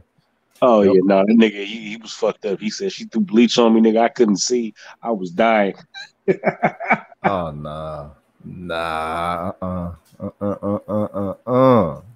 All right, so what's number 91? I can go to parades or other public events and not worry about being physically and sexually molested by persons of the opposite sex. What kind of parade? What the hell is this? What's black women can't go to parades? Black women are getting molested at parades? I think what they trying to refer to is like the Juvert and all them, like the Puerto Rican Day Parade where they motherfucking twerking and got their ass out jiggling. Right. And you know what? You got the opportunity to go out and shake your ass. But just like you doing that, it's always going to be a weirdo. So I get that. But it's the same thing with men. If you go into a gay parade and you out twerking, shaking your ass, and a motherfucking other dude come up and grab you out of the ass, you put yourself in that position. I don't know what to tell you. Yeah. Yeah, what is accountability is supposed to come through, but it's a lot of absolvement right here. And you know what? Here I give you a prime example. I went out. It was a bachelorette party. It was a bunch of women out drinking, living their best life. They seen me, started talking to one of them. One of them grabbed me by the dick because it was on their list of shit to do. So they list. Yeah. Okay. And at that point, I started going for it because I'm trying to smash. But still, you grabbed me by the dick. Now, what if I didn't want you to grab me by the dick? So every time I see a bachelorette party, I got to run. Should I be feeling afraid? Should I be feeling something? Should that be on my list? Black women at a bachelorette party? Right. You put yourself in certain situations. Now I was fucking around with this bachelorette party, which is what led them to grabbing my dick. So that put me in a position of saying I got to take accountability for that. However, I didn't request these motherfuckers to grab my dick, but I take accountability for that. Accountability. Right. Like 22 years ago, I went to the beach with my friends, right? And, I was just minding my own business. I was just out on the beach. We walk on the sidewalk, everybody just saying hi to each other. So, I was walking by this unsuspecting person. And, next thing you know, I felt the hand, grasp around my penis. And she walked away. I mean, and I mean, like, nobody asked my permission to do it. Right. You know, nobody. I'm not saying that other people need to put themselves through that. What I'm saying is like, what if I had felt some kind of way about it? Could I have gone to the police and say that woman right there assaulted me? Would I have been taken seriously? Not at all. Not at all. Besides, to be brutally honest, I really didn't give a shit. You know, I was like, okay, whatever. She grabbed my dick. You know, she grabbed something. She's probably not gonna get the entire weekend. But I mean, but go ahead.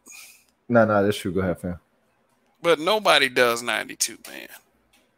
Like, No. there's just not this old collective of male that just go around grabbing butts, grabbing titties, you know, making women feel helpless. You know, it's just what I'm saying. And what and tell me the place that does this, and why hasn't this place made the news yet? You know, maybe Epstein's Island, but you know, 93 in general. I have the freedom to travel in the night without fear. Because let me nigga.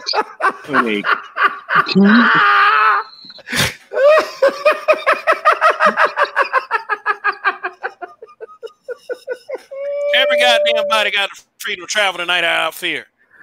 Nigga, fuck all of that.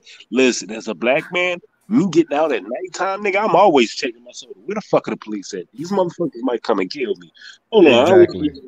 So fuck that. Fuck that. Exactly. I mean, but still though, not even the police. The random occurrence where you might have to make a stop and then some random nigga. I mean, not even that random nigga, like random robber out of nowhere puts a gun on you and takes everything. Yeah. I mean, Yeah. And then it really depends on like what kind of what parts of town you go into. I mean, what if you have to travel? You have to drop somebody off, you know, or something like that. We have to we have to watch ourselves. We have to watch our backs and our fronts as black men, and you know and that's with the police and our own people. So I mean, it's like I wouldn't say so much fear as so much like throwing like all of the caution to the wind. Man, but yes, there's plenty to worry about. There's plenty to worry about being a black man that travels at night. When was this completed? When was this completed? I understand it's on the Arizona site, Arizona U site.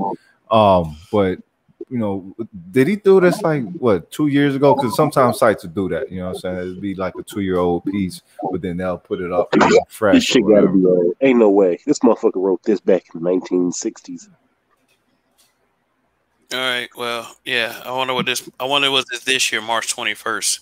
It probably got canceled because of COVID. I mean, you know, COVID, not all bad. But this is the very last thing on the list. Very last thing. I am able to be out in public without fear of being sexually harassed by individuals or groups of the opposite sex.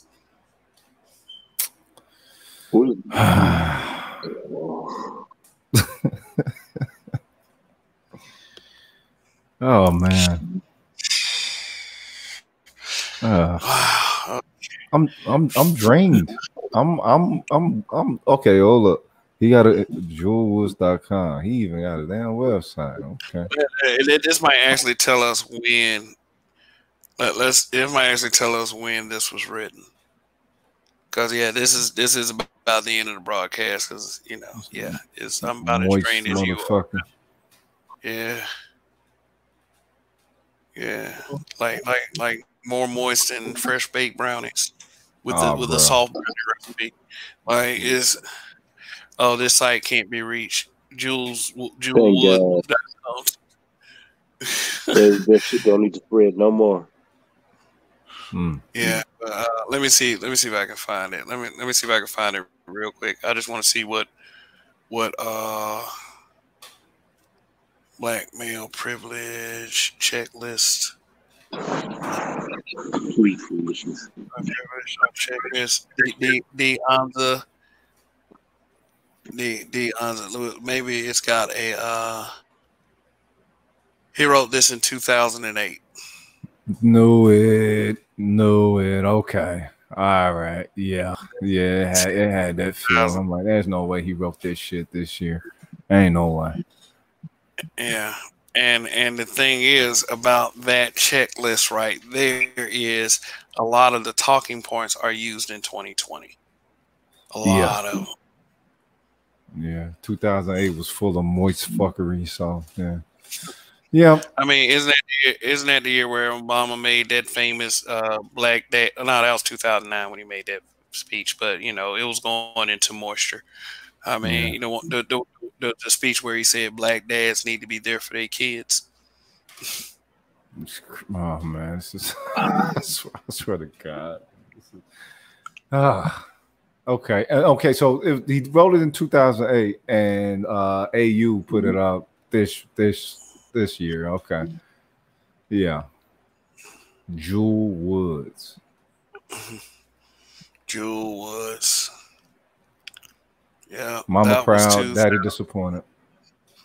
Okay, so do you think that publications like this are the reason why there is such a, I don't know, this divide that we have experienced as of late? Because, you know, oh, wait a minute, somebody's here. Who is it? It's like Raj. It's Roger. What's happening, y'all? What's happening? What's going on, man? We just finished the list, man. I know, and you know what? I didn't catch the whole thing, but what I did catch was I saw a whole lot of nonsense going on, man. A whole lot of nonsense. Most of the lists don't even count based on what it seemed like. Most of the lists don't count at all because the person is talking about what they can imagine. Everybody has a right to use their imagination. Then they talking about what they feel. Feelings don't mean nothing to the world. Everybody can feel any way they want to. You can feel terrorized if you see a cockroach. You can feel terrorized if you see a small dog. You can feel terrorized if you see another human being. So anything about imagination and feelings, you can throw all those off the list anyway. I'm gonna take a look at that list and get into it myself. I'm probably gonna have to take that to my show. Might do it tomorrow. It depends on how things go. But sound like most of the lists don't even count in reality. It's just about what's going on in somebody's head. So to actually say that you can to actually blame black men about a bunch of negative stuff that goes on in your own head, that sounds like a privilege to me. Real talk. When you if you want that taken seriously, that sounds like a privilege. Super privilege. And I'm pretty sure the dude didn't write it. He's just being the person that's accredited for it. Because a lot of women say, feminist women, if a man said it's taken more seriously, you know, because a lot of them are idiots. I mean, what you want me to tell you? A lot of feminists are idiots because they believe dumb stuff like that. Well, if you saying that you a man, they take it more serious. Men get laughed at on a regular basis for saying weak stuff. Yeah, real talk. What did you think of number 67? Only a black man can wear the mantle of Black Panther. They literally have a female character that did it. So yeah, that's more nonsense. No, I'm just messing with you. Okay, well you see that I can't even say it's not real because the whole, you know, with a list talking about all these feelings and all this imagination, that don't count in the real world. The world is about stuff that's tangible, and you over here making a list about what people can imagine. Man, if you don't man, you need to be smacked for this. You need to smack yourself. Find the mirror and smack yourself 12 times and say Candyman 3 times and see what happens. With baby powder, you know what I mean? Hey, yo, I got to mash, man. Y'all have a good night. Long live the habitual line stuffers. That's real talk. Real talk. Appreciate you, man. Appreciate you. Yeah, man, but I'm gonna have to bounce a little bit too. So, Roger, I wish you could have been here for the entire thing, man. That's a funny ass list. But what I'm going to do is, when this broadcast is over, I'm going to put the link in the description so other people can check it out. But yeah, man, what like black male privilege. What does that say to you when someone says that? Man, it say to me they're not living in reality, or they from another country. Okay. That's the only way that can make sense. If maybe it exists in another country, but you're not talking about the United States of America. Yeah, man. Yeah, and I mean, like, it's something that's hard for me to swallow. And what I tried to attempt to do with this broadcast was, you know, try to gain some understanding for what people are saying, and I tried to see how this might apply. But if I do have any privilege, it's not enough to complain about. If anybody's talking about black male privilege, let's just be honest here. Let's call a spade a spade. They say something about some black male privilege. One, you can already assume that they are anti-black male. Two, you can assume that they don't have any fucking common sense. So, realistically, if you hear somebody saying black male privilege, all the red alerts start going off, fire alarms start going off, because this person is full of shit that you're talking to. Well, my thing is, a person took time out to put a list together, and as I said, I didn't hear everything, but every time I looked up and heard something, somebody was talking about what's running around in somebody's imagination. So you're telling me I have a privilege because you can imagine I have one.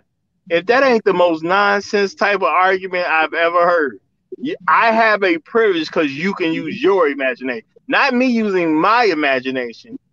You can use your imagination because you can imagine what all these other niggas is imagining. Get out of here. You put a whole list together based on somebody's imagination, and you call it a privilege. Nigga, who don't got the right to imagine? That's one of the only things that someone can't take away from you. You can put a nigga in prison. He can still use his imagination. Yeah. So if that's their best argument, I mean, honestly, they didn't need to be ashamed of themselves. They were failed. Everybody involved in their life obviously was a failure toward their life. They did the best they could, I'm sure, but they failed. And as an adult, he's failed himself. If he even wrote it, which I really don't believe. I'm pretty sure they just stuck a man's name on it because they believe if a man says it's going to mean more, because a lot of feminists are idiots. Oh yeah, Roger. Let me show you who wrote this though. Let me Nah, bro. I heard that. I don't believe it. First of all, the name is Jewel. No, ain't no grown man running around with his name being Jewel. Not Jewel. No, bro, I'm not trying to hear that. You got to prove that to me. Sticking somebody's face on something ain't I don't believe it. I'm not saying it ain't true because he could be gay or something. Maybe his name is Jewel. Who knows? But I wouldn't be willing to bet my money on that. All right, Joe, I'm gonna pass out. I'm tired as fuck. I'll holler at y'all later.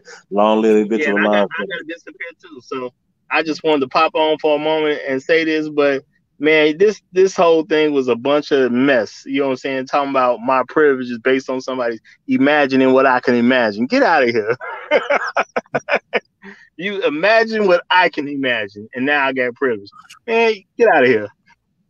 All right, man. All right. Yeah, well, thanks for coming by, fellas. And this is it for me too, because we're over 3 hours on this. So what I'll do for you guys that don't want to sit through this entire thing, I'll try to hook up the description as best as I can, because that item was 94 items long, and it was a bunch of BS. But like when you put black men in a position like that, either we're gonna do one of two things. We're gonna defend against it, or we're gonna have fun explaining how stupid you are. And that's what we did with this broadcast tonight. So on behalf of Rogish the Buildmonger, Dunny, my habitual line stepper brother from You Ain't Shit for Watching, go check him out. Please subscribe. Also subscribe to the Roger Report Live. because this is the hottest, most up and coming talent in the YouTube scape that I've ever seen. Even though I kind of think it's me, but you know, but here's the thing, you know, it's great that we are associated because you know it works. We're gonna bring you cool content, and we're gonna do it in a way that makes sense. I'll put it to you like this. So, any last words, Roger? You know what? I'm gonna bring some cool content, but I can guarantee it's not gonna all be based on me imagining what y'all can imagine. All right. All right. Well, that's it for me. Everybody who stayed with me in this broadcast, you know, thank you for real for the support, showing the love to the Haitian and your super chat. Thanks for your support too. Anyway, tune in next time, next week, maybe later this week. And as always, be looking for some cool news stories, you know, without the white supremacist twist, you know, and that's just how I've been critiqued by other people, a critique that I'm very proud of. And do I feel like my black male privilege has been checked? Something was checked. I mean, you know, I don't know if it was exactly that, but you know, I guess I'll still continue to be on this search for that black male privilege that is so magical and so prevalent as other people say. So anyway, this is Kev. This is Black Men Being Brutally Honest. Long live the habitual line steppers. Like, share, subscribe. In Kev we trust. Goodbye.